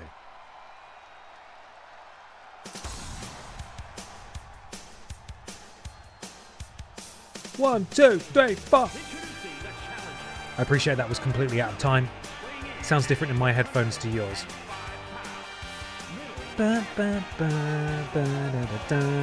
Like, I know that's all out of time, which is really annoying because I am singing along properly on my end. It makes it really hard to groove. You know, I want to groove a bit, and I'm actually being prevented from grooving by the slight time difference. Anyway, there's Chab. He's a strange little freak. He's also a member of Brot Means Bread, one of our German wrestlers. Again, any PR watching, I'm not actually German. Please send me emails in English. Thank you.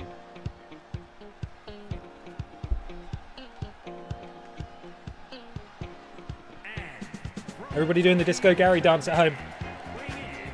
Yeah, Disco Gary dance at home. You'll better be Disco Garying at home.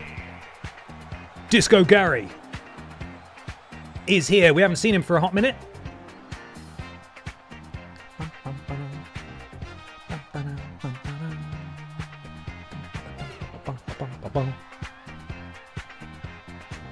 Disco Gary is ready to rumble. Can he win his first championship on Pip Down? I'm checking the stats. Let's have a look at our Little Kong Strong champions. We've had Bonklin, Brian Michael Bendis, Jeff Keighley, Hideo Kojima, Lieutenant Hank Anderson, Meatface, Pippa's Mum, Rules Boss, Eggs Budden, Danny DeVito, Pachiti Dust, Gollum, T-Virus, and currently Red Thunderman. That is a new champion every single week. Will that trend continue? Or will it not? Let's bloody find out.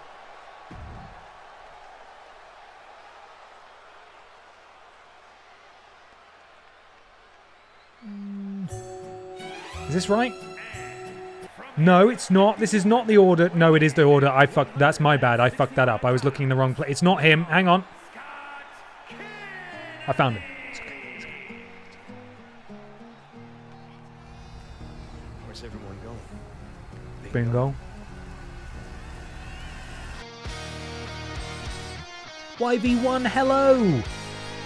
Thank you so much for stopping in. I actually opened your stream in a new tab yesterday with the intention of popping in and saying hello, and then I got distracted, and when I came back in, I think you'd finished your stream. Happy New Year to you. I knew you'd be excited, and I hoped you'd be excited about the ranked channel we're going to be doing. I appreciate your enthusiasm. Thank you very much. Leon Skennedy is here. Can he win his first title? A lot of opportunities for people to win their first titles tonight. Very few have taken the opportunity. Brian did it over on BENXT with the Aldi Red Thunder Championship, and here is our current Little Kong Strong champion. The Aldi Red Thunder Man. I missed whatever ranked gaming announcement there was. Is it the YouTubes? And is there a link? Because I'm lazy to search. Yes, it was in the Worst Games Ever Isn't Changing video that Peter and I put out on the Worst Games channel. And there is a link there. Trailing Badger just did it. It's what was that noise I just made? That's a new syllable. You can have that. It's at Gaming Ranked Official on YouTube. We don't have any socials. We'll probably be promoting things via the Worst Games socials as and when we need to. But you can give it a subscribe now. The next couple, at least, of the monthly Worst Game streams will be on the Gaming Rank channel. We'll be sure to point to it in all socials posts, just so we can get the watch time up, so we can get the channel monetized, and so on and so forth. And then it will be moving back to Twitch. But the VODs will all be signposted. Everything will be signposted, I promise. It'll be as simple as we can possibly make it. And finally, Danny, where are your glasses? Okay. So, as you'll all know, I had to put Christmas hats on everyone. I didn't have to. I did, for the festive streams. There were going to be some casualties where I didn't quite put them all back together again properly, and I think Danny DeVito's glasses may have been a casualty. So he can't see. So if you back Danny DeVito, just know that he is visually impaired for the course of this match, and his performance may be altered because of it. Right, just so you know. Just so you know. And there it is, the Little Kong Strong Championship. Defended, as it always is, in a tables match. You give me a slight heart attack every year with these videos. That's the point. Just for fun, eh? Just for fun.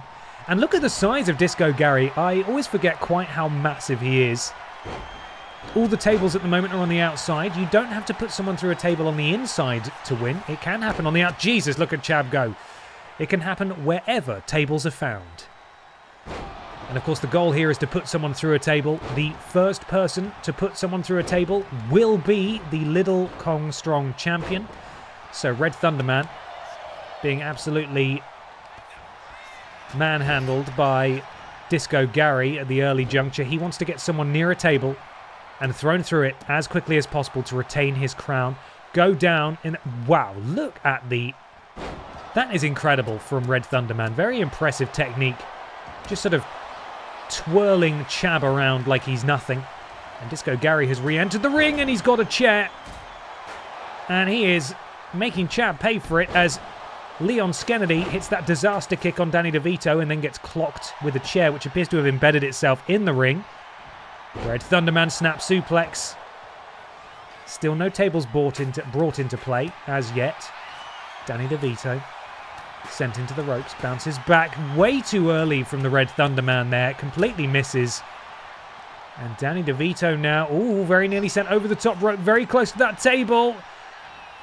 Can Danny DeVito throw? Oh no, this could be pretty devastating. I think he's just going to put him on the apron though. And the table has collapsed, but he didn't go through it. So we're all fine there. This match continues. Nobody has gone through a table just yet. Disco Gary was a lot taller before he was 6 feet under. Disco Gary. Hey, speaking of Disco Gary, we found him at the Lake of Rage. And speaking of the Lake of Rage, we're going to be going there tomorrow. Slight shuffle of the schedule this week because I'm a bit unwell and I wasn't feeling very well on Monday. But Pokémon will be tomorrow morning, 11 a.m. until 2 p.m. Please come along if you can.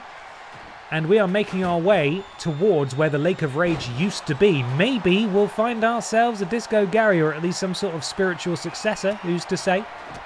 11 a.m. right here on Twitch tomorrow morning. Excuse me. This match continues. Aldi Red Thunder, no. Little Kong Strong Champion is the first man to set up a table. Who's going through it? Uh-oh, he's got a hold of Leon. Uh-oh, Leon. Okay, that was a head scissors takedown, but in the opposite direction. If he'd thrown him the other way, there's a good chance Leon would have gone straight through that, but the ball is very much in the Red Thunderman's court right now. As Leon is prone, everyone else is out of the ring, but now Danny's making his way into the ring. The Red Thunderman has Leon exactly where he wants him. Is the Red Thunderman going to be the first person to retain the championship? We've not seen it done before. He's got him up. He's got him through. The Red Thunderman makes history here tonight. The first ever Little Kong Strong champion to retain his championship. And it comes at the expense of Leon S. Kennedy. We are not crowning a new champion tonight. It is the Red Thunderman who continues his legacy here on Pip Down, the first ever Pip Down men's champion. Now, a Little Kong Strong champion and the first Little Kong Strong champion to retain his gold, as green as it is. What's green gold? What would you call that? Jade? Any mineral fans out there? Give me some minerals. Give me some green minerals. Emeralds? Yeah, emeralds is good. Fake gold. To retain his fake gold. Good enough. Good enough. Well, I hope you enjoyed that match, because the Red Thunderman has got to go straight back out there, and poor Danny DeVito's got to follow behind. It's only fair that we give Danny his glasses, though. Let's fix that. Grold. Moss? Fool's Gold can have a green sheen. I bought some Fool's Gold when I visited a mine once. Is it pyrite? Pirate. Yar. Something like that. I don't bloody know. It could be of the finest green, as discovered by Percy on Blackadder. Iron Pyrite. That's Fool's Gold. Cool. Right, so we need to de-giantify Shrek and put the glasses back on Danny. Probably misses his old glasses, right?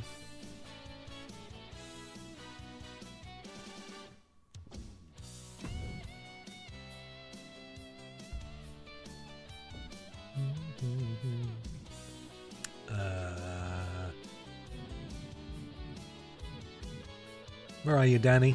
There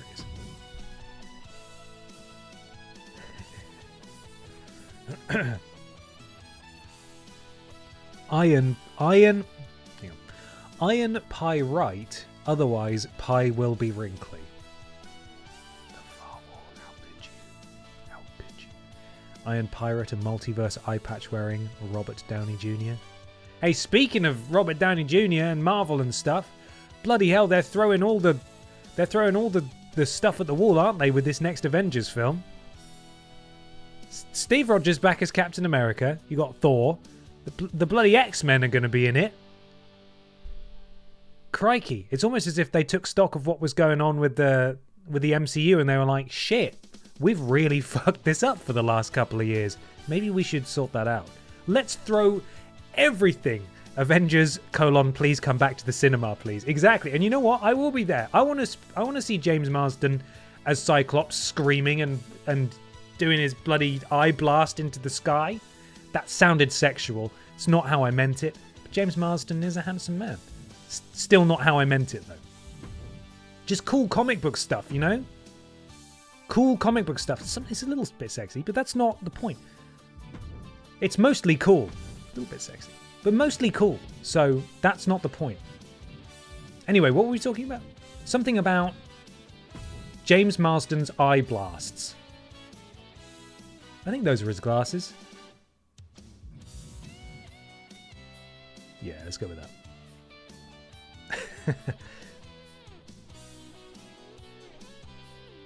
Please still watch our films. The old characters you like are literally all here. Avengers, we're sorry. Avengers, remember. Avengers, the Avengers are changing. Avengers, a little bit sexy. Avengers, please forget about Eternals. Oh, the Eternals was a stinker, wasn't it? Good God. We're just not going to talk about the giant hand that's sticking out of the world? Nah. We're now going glasses shopping for Danny DeVito. I like this one. I like this one personally.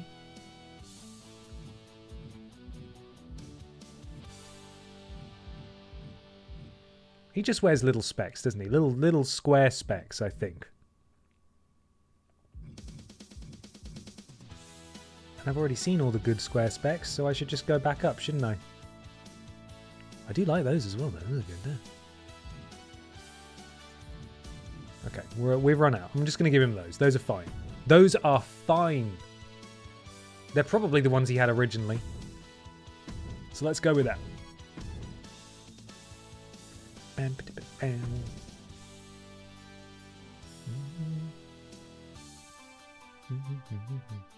Not until Captain America, but I think I'm one of the very few people who went to see and enjoyed that movie.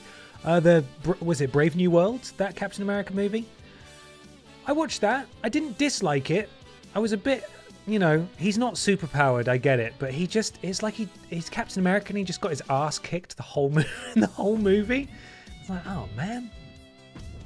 Where's my power fantasy wish fulfillment, you know? Where's that? Give me that. I liked Loki season 2. You know, that was pretty good. They just muddied the water with the TV shows, man. I don't have to watch the TV shows. It's part of the reason why I think, and I'm, to be fair, a bit of a what's his name, James Gunn fan anyway, in terms of his movies, certainly. I'm really enjoying the DC universe, and I think it's mainly because it's sort of like a fresh slate a bit. I liked Superman, and I'm really enjoying Peacemaker. I watched the animated show they did as well that I can't remember the name of. Creature Commandos, was that it? I like that too. I'm enjoying that, and it's probably because there's not as much to keep up with at the moment. It's going to get crazy, I appreciate that, but certainly for now, I quite like it. And now Netflix is buying it, and it's gonna be shit again. So who knows? Anyway, it's a good time. It's never been a better time to be a gamer or a superhero movie fan. There's lots out there. Some of it's shit, but there we are. I went to school with a James Gunn. Okay, not the one though. You got him on Facebook. Right. Sorry, I'm getting distracted. Shrek, where you at, son? There he is, cheeky Shrek. So we need to de-giantify him. Unpopular opinion, don't like James Gunn's flicks. That's okay. It's very quippy, and that's not for everyone, and I get that. I personally quite like it because it's sort of Marvel quippy, but also it's quite adult. It doesn't always land, but I quite enjoy it. It almost feels a bit improvisational at times, and I appreciate that. But you know, he's everywhere now because he's an in-demand director. So if you're probably sick to the back teeth of him if you're not a huge fan of that. We will get back to the wrestling in a minute, I promise. We're nearly there. Fighting style. Powerhouse. Yeah, see, I've taken him off Giant. He's not Giant anymore. He was on Giant.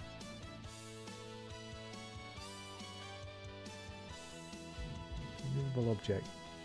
Yeah, so he's on Powerhouse. Weight class. I even lowered him to heavyweight.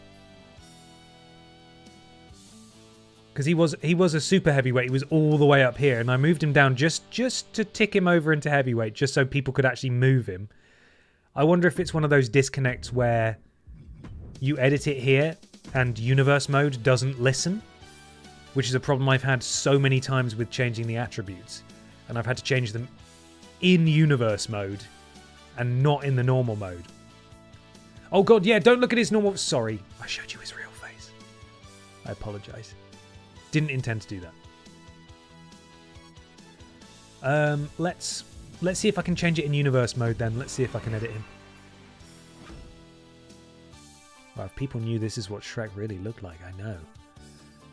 You should have seen some of the wrestlers I couldn't put Christmas hats on because it removed their mask or like the head object they were wearing.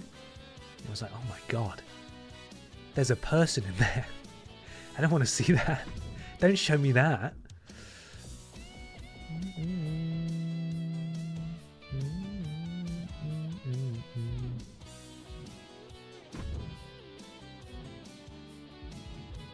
Yeah, I don't really know what I can do. I don't think I can do anything in here. Maybe he's just sort of got to be...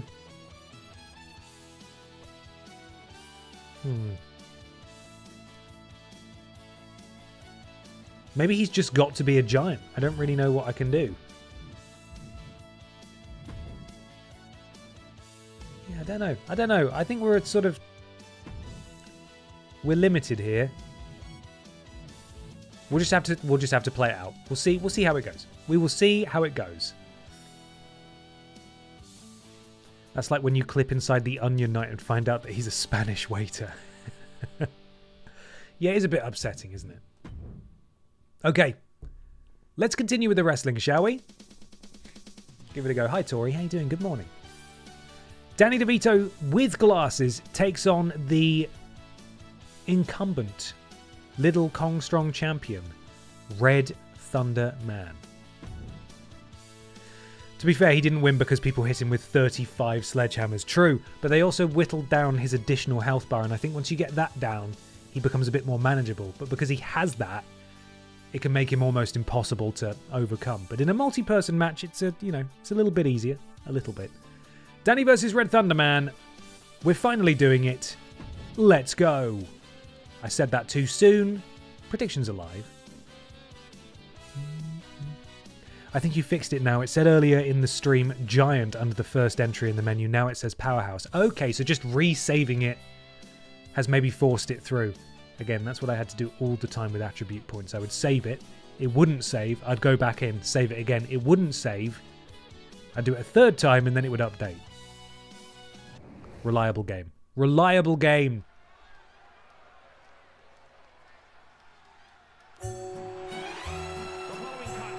Hello, Afro Giraffe. Oh, God, my voice. Hello, Afro Giraffe. How are you doing?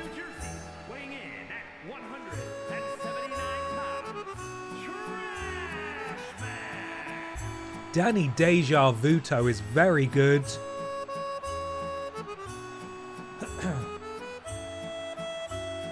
We need to appreciate the prediction titles more than we do. Danny, fresh off a grueling tables match, has to face the man who won the grueling tables match, who, get this, has just been in a grueling tables match. But it's rare you get to see the Little Kong Strong champion walk into a match other than a tables match as champion. And that's precisely what we're getting here.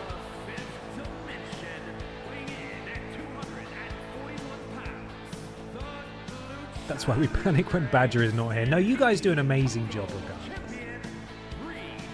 Come on. It's the Red Thunder Man. Overwhelmingly, the odds-on favourite in terms of BENXT Bucks predicted there. 79% of viewers backing the Red Thunder Man. Could it be the old, as we call it in the business, the old Butterfield double? Could he win his multi-person championship match and then go on to win his next match as well? Let's find out. Danny has found his glasses, which will help him in this match. Red Thunder Man. To answer your question, he is made of Red Thunder energy underneath. It's just cosmic energy. Do not remove the mask. It's frightening. And immediately into this unique submission maneuver. Danny, though, able to perhaps grab a hold of the ropes and then elbow his way out. Big splash from DeVito to the Aldi Red Thunder champion. No, that's not it. It's the Aldi Red Thunder Man. He is the Little Kong Strong champion. And I'm always going to get that confused. The Red Thunder Man under the heeled boot of the Trash Man, also known as Captain Candy Cane, per his championship victory at the festive Pip Down just before Christmas. Big right hand to the midsection and a clobbering right. Drops the champion as Captain Candy Cane goes to the top rope. Red Thunder Man is down. Elbow fully connects to the sternum of the Red Thunder Man into the cover. Just a 2 counts. This match will continue, but the Red Thunder Man has taken a bit of a beating so far. I'm trying to find my finger. Where is it? There we are. And now, the Red Thunder Man back in control. Danny sent over the top rope. Big right hand. Oh, and Danny DeVito does not want to be here. Sent spine first into that metal strut that goes all the way around the ring. You do not want to land on that. Dragon leg screw from Danny DeVito on the outside. Levels the playing field. And now wheelbarrow position. Slamming him face first into that unforgiving padded mat. Red Thunder Man doesn't quite connect with the ring the way Danny would like. Second attempt sends him back inside. Danny following after. Nearly bumps into the referee. Leaping elbow drop. Glancing blow, I would say. But the little champion stays prone and now going after the knee as well. Danny looking very impressive in this match for a man who didn't really perform all that well just 10 minutes earlier. And now top rope, massive splash, fully connects. Red Thunder Man in a spot of bother here. Into the cover goes Danny. No movement from the champion. Kick out 2.5. Very close. Both men nearing their signature maneuver. Red Thunder Man elects to sacrifice some of his. Ducks under off the ropes. Oh, look at that springboard drop kick. And the Red Thunder Man has just catapulted himself immediately to his signature maneuver. Can he execute it? This will put him right back in contention here in this match. Elects to go for the cover instead. Remember when Danny debuted and was huge, naked and bold? Buggy 2K25 did give us some good moments. It did, didn't it? Man, just you wait for the next patch. They could break it all again. And look at this combination strike here from the Red Thunder Man. He's won championships with that. And he's going for his finisher here as well. Get him up. It's the Red Thunder Bomb. The Red Thunder Bomb connects flush. And Danny DeVito's night could be over right now. It's the Red Thunder Man. He's done it. He has had, as predicted, the Butterfield evening. And it was one-way traffic for a while. Danny DeVito doing very well. But the Red Thunder Man able to secure his signature. And then he absolutely crushes Danny DeVito with that Red Thunder Bomb. Here, a thing of beauty. Into the cover. And the Red Thunder Man following in the footsteps of Brian Butterfield with back-to-back victories here tonight. He's retained his Little Kong Strong Championship, and then in this match, he's put down Danny DeVito. And Danny DeVito, get this, has his glasses on. And that's a tougher Danny DeVito to bloody tell you. Bloody tell you that. Good, say the viewers. That's a good match. Fair enough. Well, everybody, it is time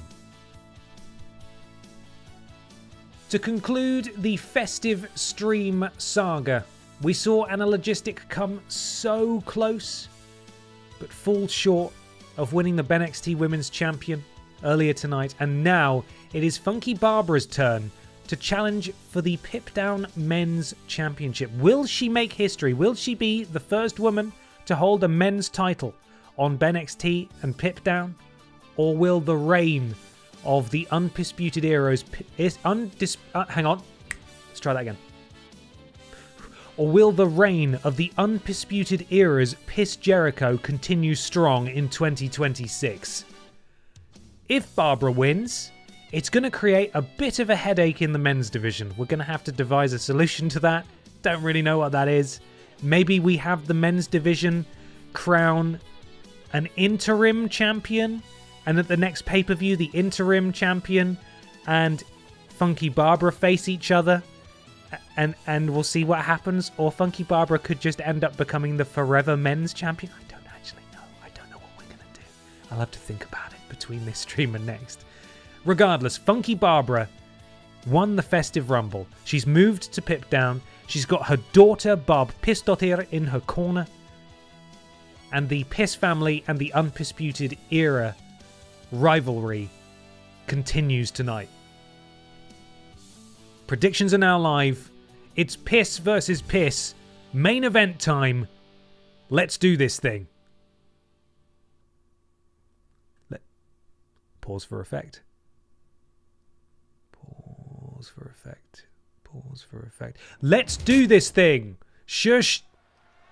Shush.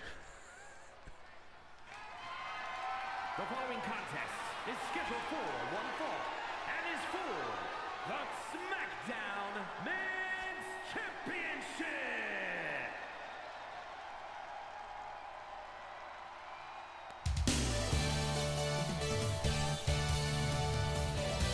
Salute the Queen.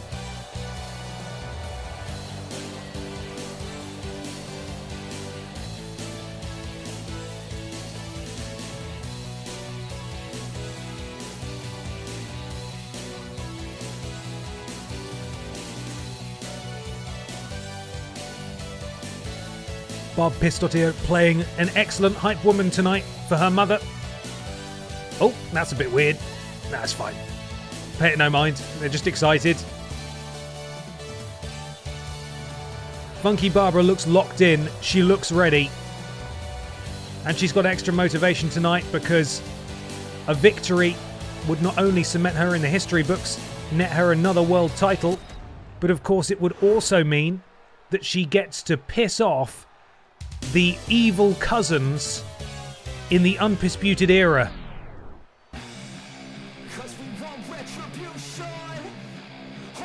And flanked by Piss Stratus, it is of course the Pip Down Men's Champion, fresh off successfully defending his title at Walrus Mania. Piss Jericho is here.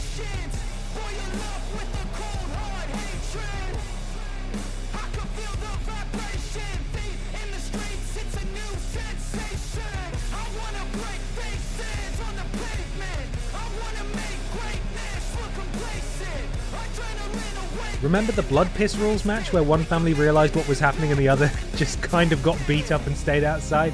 Yeah. Yeah, and Funky Barbara remembers that because that's a match she came up short in. Dominic Mysterio became the Figgy Pud Pud champion, lest we forget, and it was all thanks to his family, the Undisputed Era, the distant cousins of the Piss family. The lore is complicated, I won't bore you with it, and also I don't understand it myself. The Undisputed Era's Piss Jericho is ready to rock and roll. He's just come from the Jericho Triangle and he wants to hold on to his gold and damage the ego of the Piss family in the process. Gold and bragging rights and also pride up for grabs here tonight. Let's go for those introductions.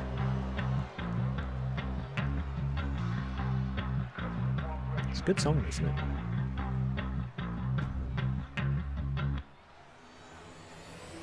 And look at that fantastic championship designed by Danji's Designs. Thank you, Dan. Appreciate all your hard work. Go check out Dan's website. Introducing the challenger from Newcastle upon Tyne, England, danjiesdesigns.com. Barbara Pierce. Funky Barbara Pierce looking to secure her, what would this be? New York, weighing in at 200. Her second world title. The SmackDown Men's Champion, Pierce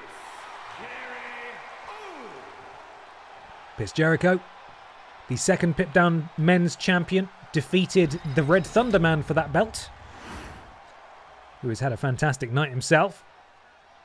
Let's see if Jericho can channel that. First time a woman has challenged for a men's championship in BENXT or Pip Down, mainly because the game makes it basically impossible to do that. But we're going to try anyway. Funky Barbara is looking confident. Piss Jericho limbering up. And we are officially underway. We are breaking ground here. Piss Jericho.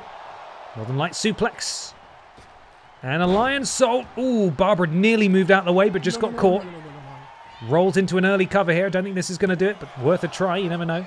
3 cats in a dressing gown. Thank you for the resub. 7 months. I hope all the cats in that dressing gown are doing well. We're rolling back and forth here in these pinning attempts. No one's even able to get a 1 count, though. It's very early, but should have a sort of a show of technical prowess here. I mean, it's getting a bit silly. 1. We got a 1 count eventually.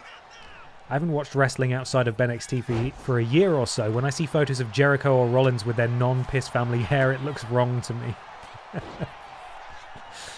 Oh, dear. Champion with the counter there. Funky Barbara drops to the floor. Another... Oh, big springboard crossbody. I thought he might be going for that Lion Salt again, but he wasn't. Piss on piss violence here. Barb Pistotier, the daughter of Funky Barbara Piss, on the outside, supporting her mum. She successfully defeated Dark Souls last year. Streamed here on this channel. You can watch the full playthrough over on YouTube. And Piss Stratus there representing the Undisputed Era. Big splash from Funky Barbara. Challenger again going for that big splash. She might be a bit deceptive. But she is very muscular and very tall as well. That's a lot of weight to be crashing down. Pushing the air out of the lungs of Piss Jericho. As Funky Barbara looks to make history here tonight. At the expense of her cousin. Spinning. Just a punch, really. It wasn't a clothesline. Nothing pretty about that top rope. Oh my god, it's the Sparkle Splash. Funky Barbara with the Sparkle Splash. We do not see her pull that out very often. And when she does, it doesn't always work. She gets Piss Jericho straight back to his feet. She's got a finisher in tow. Headbutt. Drops the champion. And Piss Jericho is in real danger now. This thing could be over very quickly. Counter from Jericho. Rolling up the challenger. Looking to take Funky Barbara by surprise. Kick out at 1. Boot to the midsection. Piss Jericho now. Looking to assert himself in this match. And he is closing in on a signature as well. So Funky Barbara, off the Sparkle Splash, arguably should have really gone for the cover, but she decided not to. And it's Piss Jericho's turn now to deal some damage, and he does have his signature maneuver. He is dragging Funky Barbara into a specific position. What could he be going for here? He could be looking for a submission. It might just be a... No, he's just going to hang out Funky Barbara to dry here. And Barbara Oh, she blocks that. Oh, it is the Pissworm Stunner. She blocked Piss Jericho's signature attempt. She hit the champion with the Pissworm Stunner. And are we going to crown a brand new champion? Here we are. Funky Barbara Piss makes history, and she has become the new Pip Down Men's Champion. Here you see the tail of the tape. Piss Jericho in control to start things off. Then it was very much Funky Barbara for quite a while. And here we see the elusive Sparkle Splash, which we do not often see. Funky Barbara, I believe, probably could have won the championship here, but Piss Jericho fighting his way back into this match. He is, or was, I should say, the champion for a reason. And here we saw Jericho go for his signature, but Funky Barbara blocked it, went for the Pissworm Stunner. And we have made history as Funky Barbara becomes the Pip Down Men's Champion. Utterly unprecedented stuff here. It certainly is. Thank you, Narugan. And she cockily talks to the camera and the people at home as if it was in any doubt. Funky Barbara Piss has made history by becoming the Pip Down Men's Champion. We've got to come up with a solution now. I have an idea that I think might be pretty fun. There's a few that could work. But your new men's champion is Barbara Piss.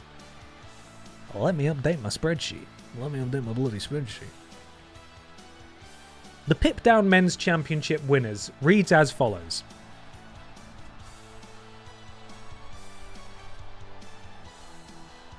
Red Thunderman, inaugural, 1 time. Piss Jericho, 1 time. Funky Barbara Piss, your current Pip Down Men's Champion. Hell yes. What do we do? That's a great question. I think what we need to do is duplicate this championship. Put what was it that CM Punk did in AEW? He had the real World Championship and he just put a big red cross on the front. Maybe we do that. Or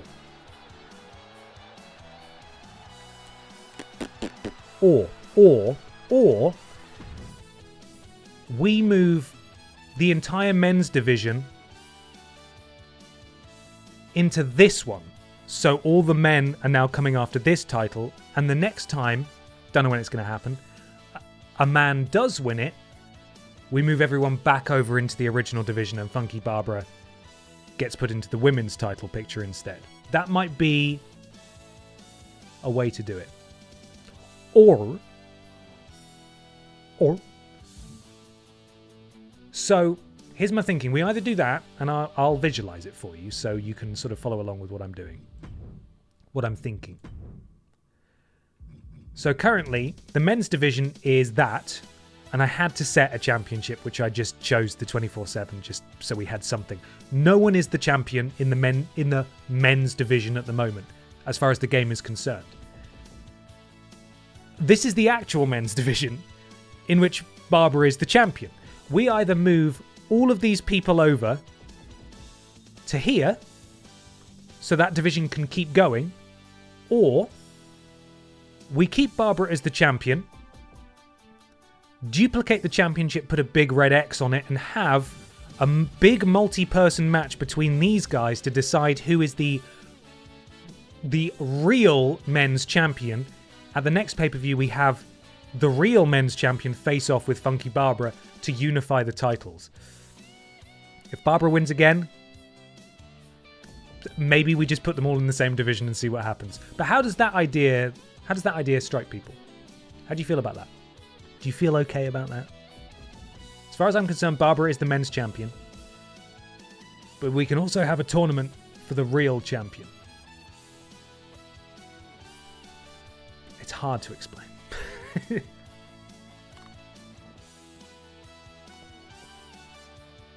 I say dupe it and do the champ versus real champion, a fun stipulation. Cool.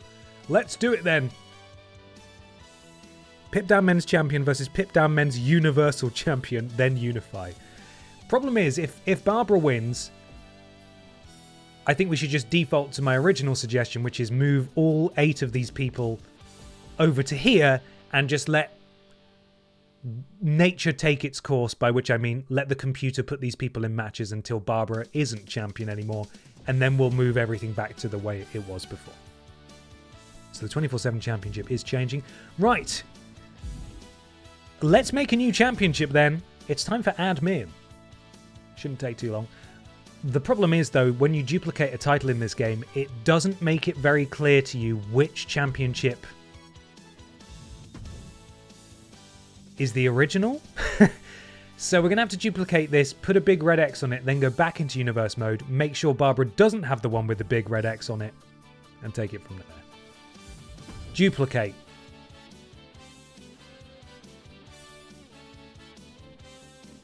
See what I mean? Is this the original one? I don't fucking know. I don't know. Surely it would be that one that's the duplicate. I don't know. I don't know. Let's put a cross on it. Sorry. Sorry to Danji and your amazing design. I'm going to deface it now. Oh, I was hoping for a more interesting cross, but there isn't. We're just going to have to go with that. Oh, for fuck's sake. Right, okay, bear with me.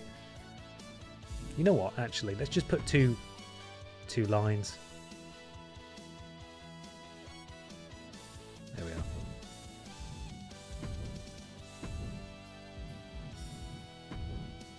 Is that red? Is this red? I don't think it is, buddy. Oh, material.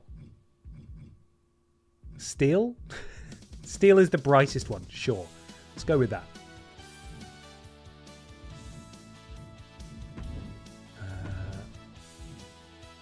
Oh shit, no, move. There we are, cool. And then add a second one.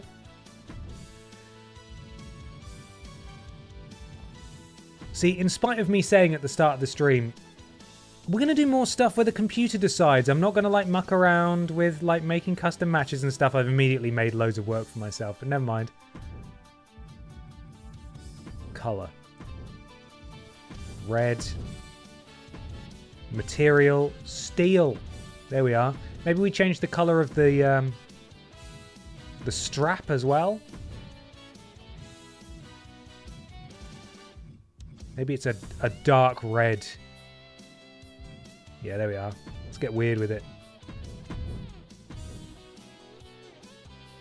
I don't want to fuck it up too much though, because this might be the original one. So let's save it, go back into universe mode, check which one Barbara has, and take it from there.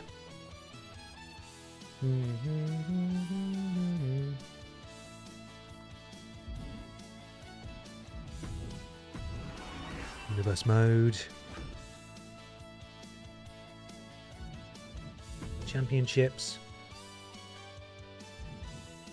Okay, we're good. Barbara still has the original one.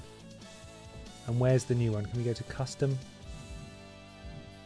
There's the new one. Cool. So we just need to rename that. And then we're good to go. And then on the next pip down, we'll have a big stupid match to decide who is the real champion as we work our way towards the next pay-per-view, and then they'll face off.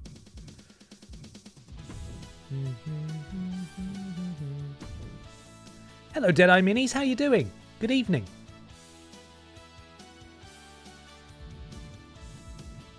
There we are. The Poop Down Men's Championship.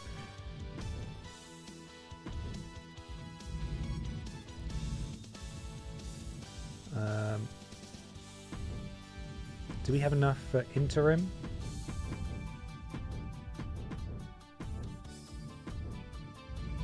We can bloody try.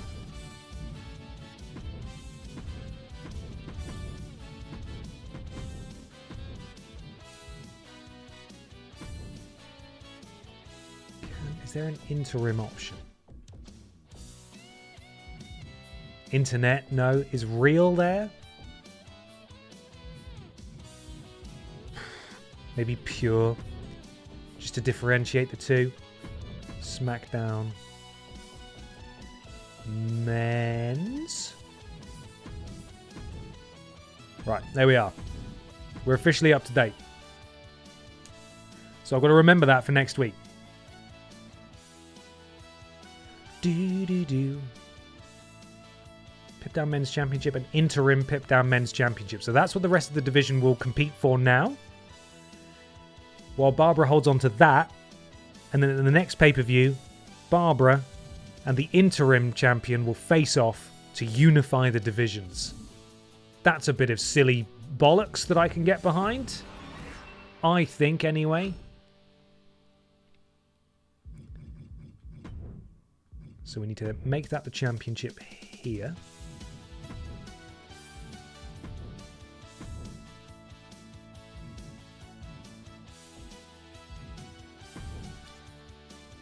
I don't need to... Do I need to pick one? Can I not just choose that? Fuck. Okay, I'm going to give it to Piss Jericho, and then I think I can strip it from Piss Jericho so no one has it. I just need to choose someone to add it in the first place. Remove champion. There we are. Right, that's saved. I think we're done. I think this is exactly what Triple Paul does every week. Right, we'll be surprised. Oh, just put me down, man. Just put me down. Right.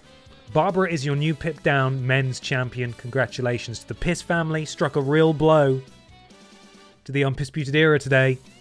We now move on. Probably not a full BENXT. Oh my god, have we got BENXT Stand and Deliver? Oh, Jesus. We'd best crown an interim. Wow. What is this match? Sorry. Let's just...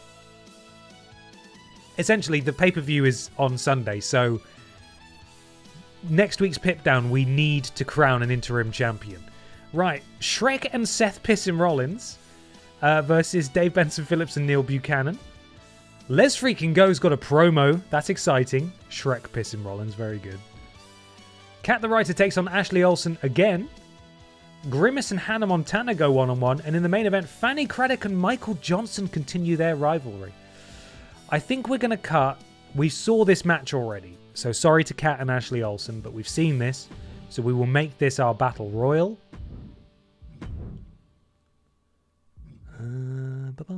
Shrek and Lord Farquaad. It really does look like that, doesn't it? It looks exactly like that. God.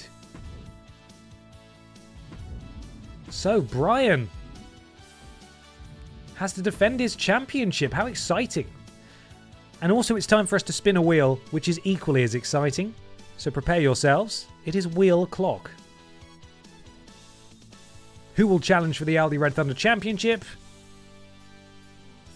Oh. Hello? Spin wheel? There we are. God, third time's the charm. Senior Joe. Senior Joe! 3 wins and 13 losses. Good God.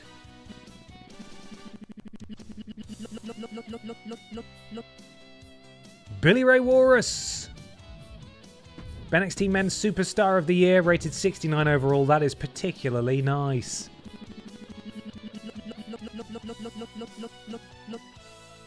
Fanny Craddock. Oh my god, imagine if she walked into the main event tonight as a champion. Horrifying. 2 more slots remain. Scandal Penguin, former Aldi Red Thunder champion. I remember Scandal Penguin's win just before Christmas. I believe he eliminated every single person in the match. It was unbelievable. And then he lost it the next week, which is weird. Strange booking there. Not really sure what that's about. Final slot goes to...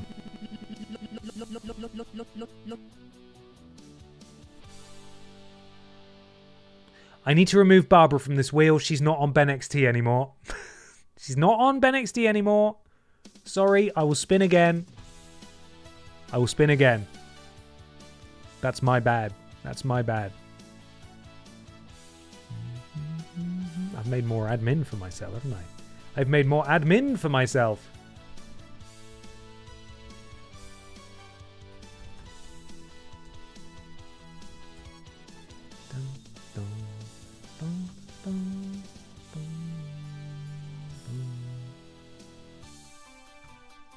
We're spinning again.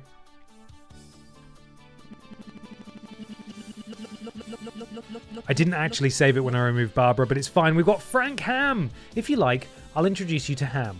I'll introduce Ham. That's it, isn't it? 1 win and 0 losses. Go Frank. Blimey. He's doing all right, isn't he? Let me save my wheel.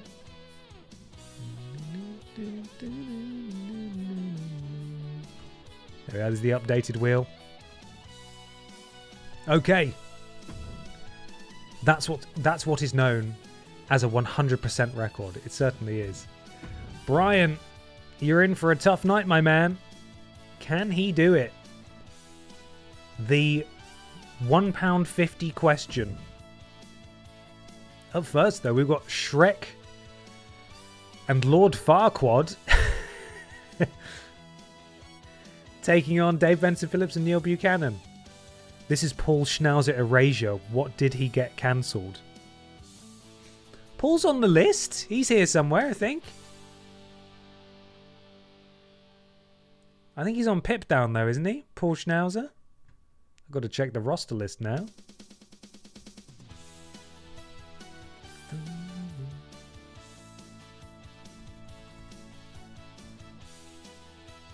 Paul Schnauzer, where you at, buddy?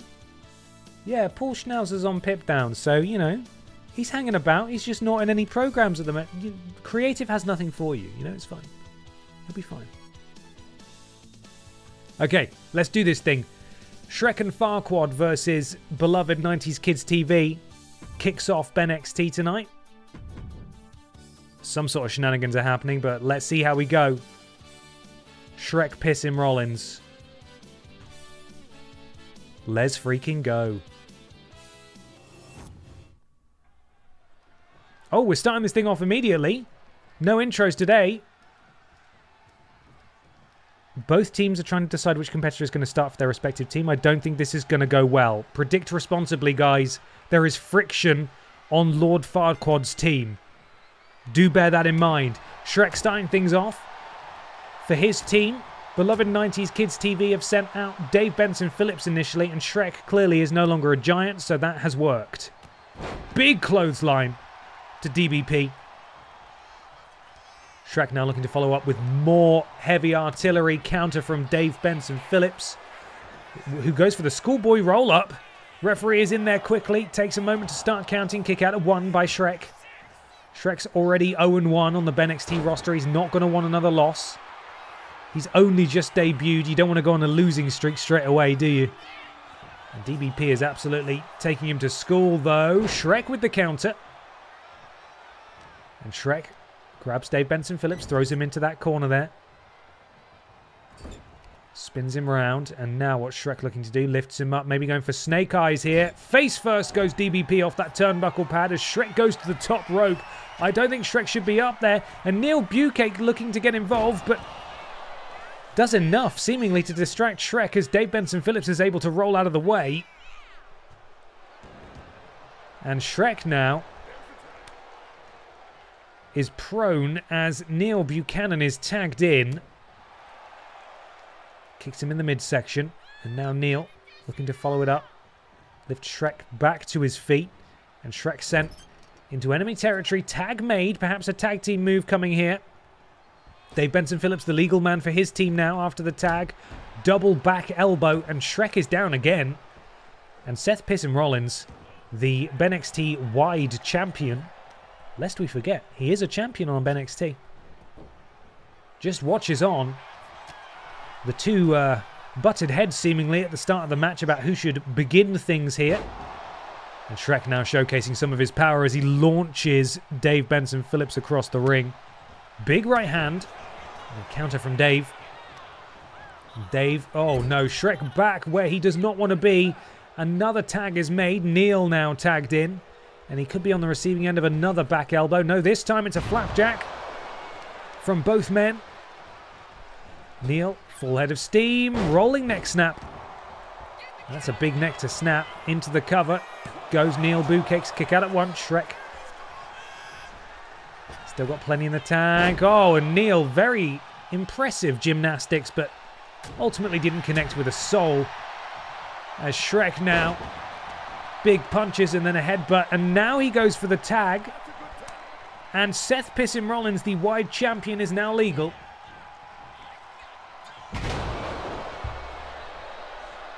And Seth Rollins, the leader of the Undisputed Era, has got to be pretty upset about what happened on Pip Down just the other night, where his stablemate, Piss Jericho, came up short against Funky Barbara Piss, losing the championship in the process.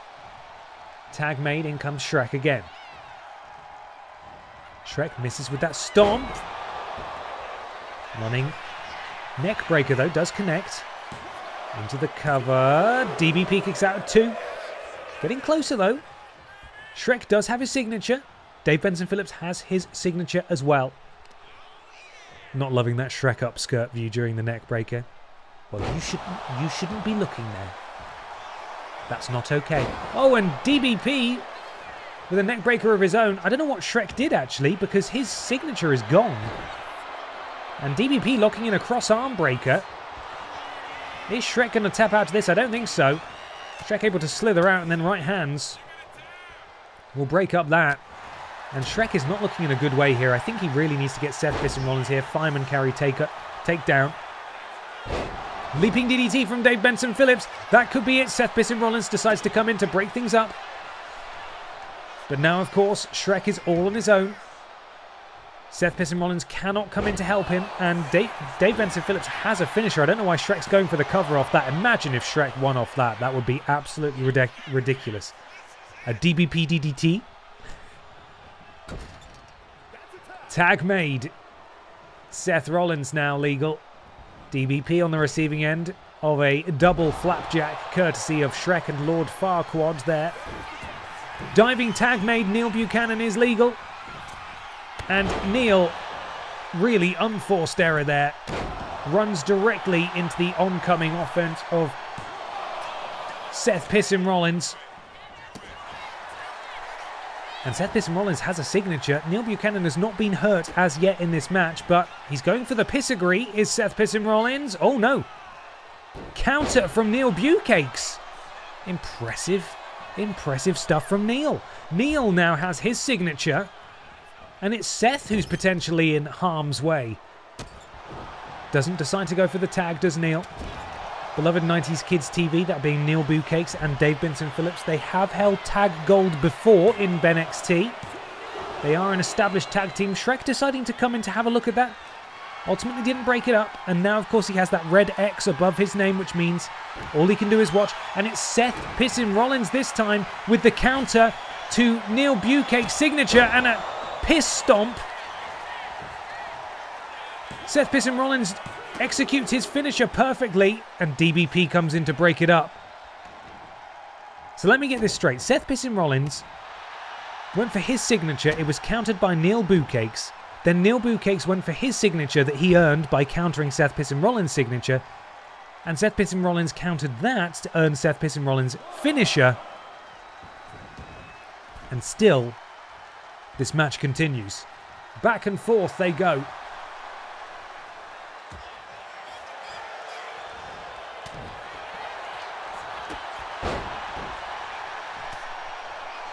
Seth Rollins didn't quite get all of that. Neck breaker from Dave Benson Phillips to Neil Bucakes. Neil now, whoa! Sends Seth for a ride. Oh, and a cheap shot from Dave Benson Phillips sets Seth up perfectly for that springboard missile drop kick. And that is not going to cut it against the BENXT Wide Champion. But again, Shrek cannot enter this match to assist his friend. Neither can Dave Benson Phillips, actually. It's both Neil and Seth in there on their own until a tag is made either way.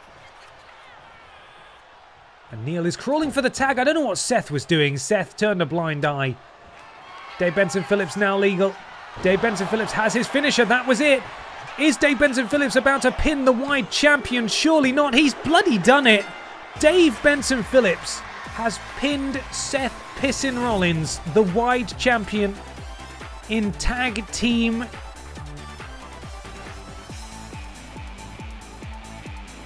action. My brain just buffered for a moment there. Incredible work.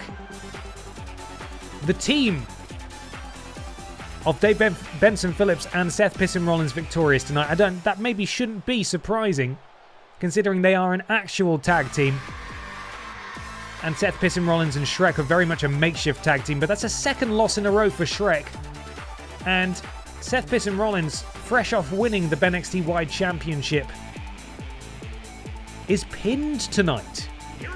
Goes out with a loss.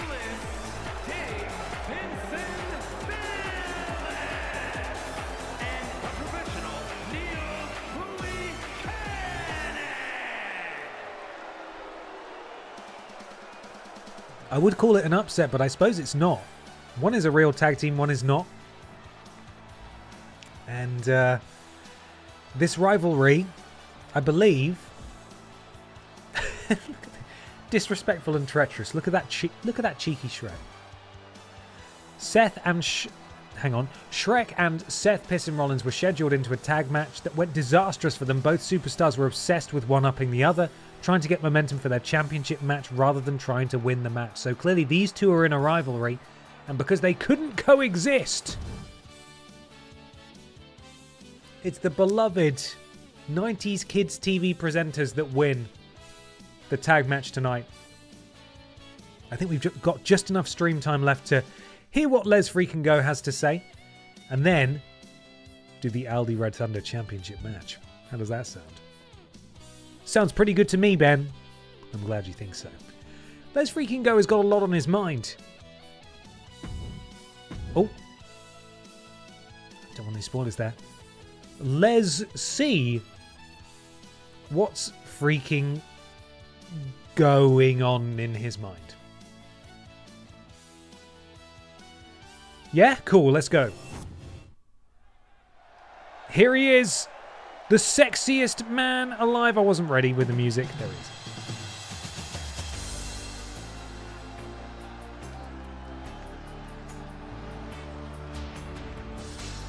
What's Les got to say? By my pretty green chest hair and arm hair, I summon thee henceforth to the ring. This is how he talks. To the ring. Will German Cheggers? I'll put on a challenge. I wasn't reading it. I didn't see what it said. I'll put on a challenge of some sort. And I'm still talking with my impossible facial hair, and I'm going to win in under 5 minutes, apparently. I, Les Freaking Go, will win my next match in under 5 minutes. And that's it, I'm going now. Imagine if he wins his next match in under 5 minutes. God, we'll have to try and remember that for next week, when he has his match, that he's got to try and win in under 5 minutes. I don't know that he's going to be able to do it. But hey, it's Les Freaking Go. He can do anything he wants. Right. It's not the main event of BENXT, but it is the main event of this stream. Fanny Craddock, Senor Joe, Billy Ray Walrus, Scandal Penguin, and Frank Ham. If you like, I'll introduce Ham. Take on Brian Butterfield for the Aldi Red Thunder Championship. Brian Butterfield had a very Butterfield afternoon last week. He won this title and then won the next match he was in as well. Following suit, the Aldi Red Thunder man retained his Little Kong Strong Championship and then was successful in his next match. Can Brian Butterfield now follow in the Red Thunder man's footsteps and retain his title? Let's see if their ballad continues. It's probably unlikely. But here we go. Aldi Red Thunder Championship on the line. Can Brian go back to back? We'll find out in just a second. Imagine if real WWE superstars did that. Just randomly. Here comes Randy Orton promising to win his next match in under 3 minutes.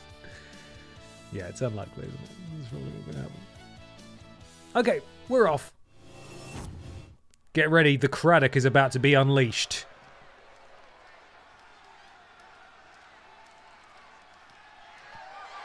The following is scheduled for one fall and is for the All-Star Ring Total Championship.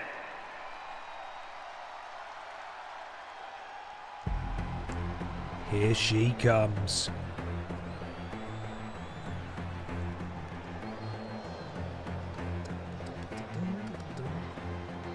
Introducing the challenger from the United Kingdom, Cook Fanny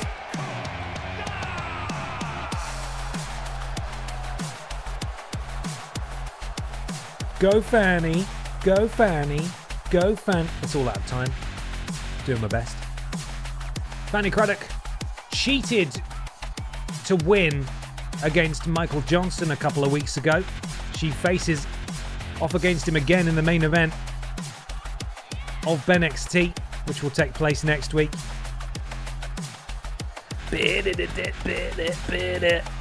Absolutely dirty, dirty song, this. I'm a big fan. Fanny's ready.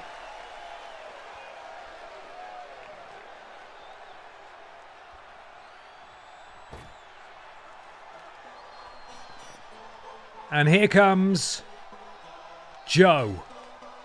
And introducing the challenger from Huntington Beach, California, weighing in at 292 pounds, El Numero Uno, Joe! You know, they say all men are created equal, but you look at me and you look at small Joe, and you can see that statement is not true. See, normally if you go one-on-one with another wrestler, you got a 50-50 chance of winning. But I'm a genetic freak, and I'm not normal. So you got a 25% at best at beating me. And then you add Kurt Angle to the mix, your chances of winning drastically go down. See, the three-way at sacrifice, you got a 33 and a third chance of winning. But I got a 66 and two-thirds chance of winning, because Kurt Angle knows he can't beat me, and he's not even gonna try. So some more. Samoa Joe is ready. Senior Joe is here, present and accounted for. They say all men are created equal. But you look at me, and you look at Billy Ray Walrus, and you can see that statement is not true. Men do not come like Billy Ray Walrus. He is pink. He has a love heart chest hair. He is, quite frankly, upsetting to look at. But my God, what a head of hair. There's no competing with that. Simply no competing with that. BENXT Slammy Award winner for Male Superstar of the Year 2025. Have I said that enough times yet? Never forget it. Gets his second crack at some gold in 2026. This could be the time.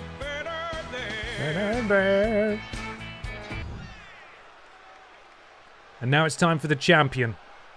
Out of respect, I will let his music play uninterrupted.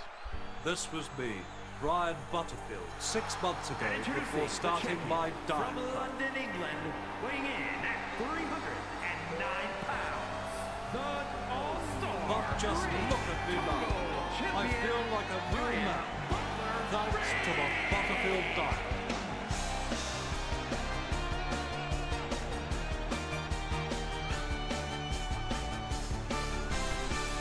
Birthday pie, pints of cream, pork cylinders, potato grid, artificial bacon, large mass, sandwich casserole, chocolate quails, garlic pudding, fluffy wrap, hoisin crispy, hot pillow, bon, quiches Lorraine. The champion is here. Can he get his back-to-back victory? Very hard to do. We shall see. And now it's time for the man who we saw claim this title. I believe it was in December. Very appropriate time for a very wintry boy. And he did so in unprecedented fashion by eliminating every single person in the match. Sometimes all you need to do is just eliminate, be one of the last two standing and eliminate your opponent, and then you win. But this guy eliminated every other person in the match. It's a dominating performance unlike anything we have ever seen before. And yeah, then he lost it again. He would probably love to be a two-time Aldi Red Thunder champion, though, so let's see how he gets on. If you like, I can introduce you to Ham. And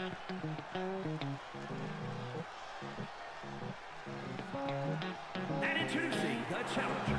It's Metropolis Mania's Frank Ham. He certainly moves like a PS2 game character. Let's get a look at that in third person. Not that it was first person before, but you get what I mean. Yeah, that's a PS2 character, I think. Frank Ham with his first championship opportunity here. Oh, he walked directly into the ring. That's pretty embarrassing. Oh god, it even makes little mechanical noises. Who was he pointing at? If I was in the front row and Frank Ham pointed at me like that, I would wet myself and then leave in that order. Anyway, Frank's here. Let's get this match underway.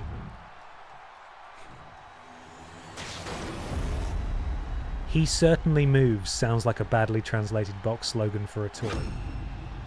The new Frank Ham action figure. He certainly moves.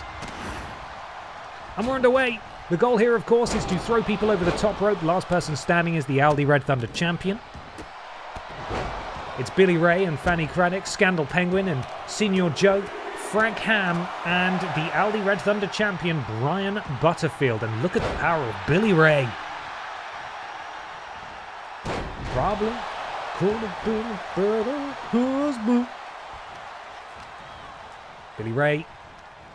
Perhaps a backbreaker here for Fanny Craddock. Oh, that's for putting everything in gelatin. How dare you? That's weird. Frank on the top rope. You can tell he's new to these matches. Why would you go up to the top? Someone could just push you and you'd go. Glancing blow to the champion, but it still dropped him. In fact, he folded like a deck of cards, which is pretty upsetting. Votes are, thank you, Trailing Badger. Fanny Craddock, 12%. Senior Joe, 26%. Billy Ray, 10%. Brian Butterfield, 13%.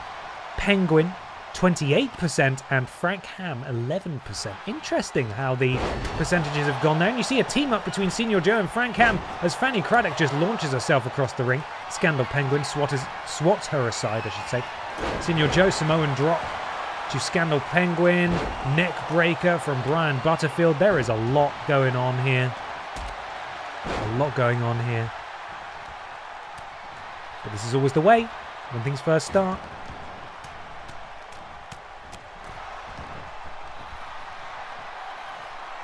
And a back body drop there from Billy Ray Walrus to Scandal Penguin. Basement drop kick followed up.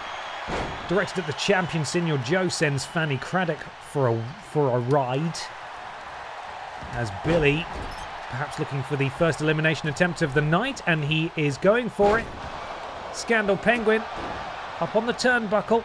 Billy Ray Walrus looking to get rid of him as Brian Butterfield. Oh, there goes Frank. If you like, I can say goodbye to Frank, and there goes Fanny. We have lost Frank and Fanny immediately. I should say, not immediately, but in quick succession, both of them looking around like, what's going on here? If you like, I can say goodbye to Ham. Frank Ham has gone. Fanny Craddock also making her way to the back as Scandal Penguin looking to eliminate the champion here. This would be absolutely dire for Brian Butterfield if he were to not even make it into the final two. Oh my goodness me, Senior Joe's been thrown straight over the top rope. We're down to 3. This is moving very quickly indeed. Billy Ray Walrus going for the elimination on Scandal Penguin. Brian Butterfield perhaps in the best position possible by just being pro. And there goes Scandal Penguin. My God, what is happening tonight? Billy Ray and Brian Butterfield are the final 2 in this match. Brian Butterfield slips out the back door. Billy Ray now being walked over to the rope. It's far though, so Billy able to power out. And Brian needs to watch his back here as Billy sends Brian into the ropes. Back elbow drops the champion. And a stamp to the elbow. Billy Ray Walrus in full control of the champ here. Brian's title reign hanging by a thread as Billy looks to become Aldi Red Thunder champion again. And Brian is desperately clinging on. He's got him. It's Billy Ray. Brian Butterfield unfortunately couldn't go back to back, but Billy Ray Walrus starts the year off right. And I believe, if I'm counting that correctly, that makes Billy Ray Walrus a 2-time Aldi Red Thunder champion. It comes at the expense of Brian, but Billy has gone the distance. He's won the Slammy, and now, as you say, he has won the championship. Billy Ray Walrus wears gold again in 2026. 2-time Aldi Red Thunder champion. 1-time BENXT Men's champion. 1-time BENXT Men's Superstar of the Year 2025. Lackluster. It's rare that we do an Aldi Red Thunder Battle Royal and it ends in lackluster. I think it's because it was over so quickly. I think that might go down in the record books as the fastest ever Aldi Red Thunder Championship match. It's highly likely. Bloody hell. Well, everybody, next week we return. Grimace takes on Hannah Montana. Fanny Craddock goes one-on-one with Michael Johnson in the main event.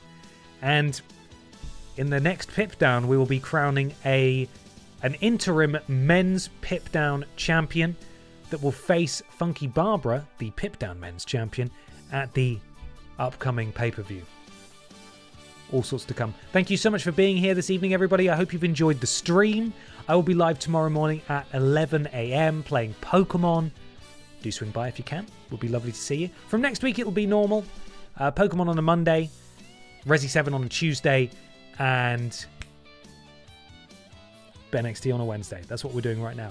Have a fantastic evening, everybody. We're going to raid Adam right now, but I'll see as many of you tomorrow morning as possible. Take care now. Bye.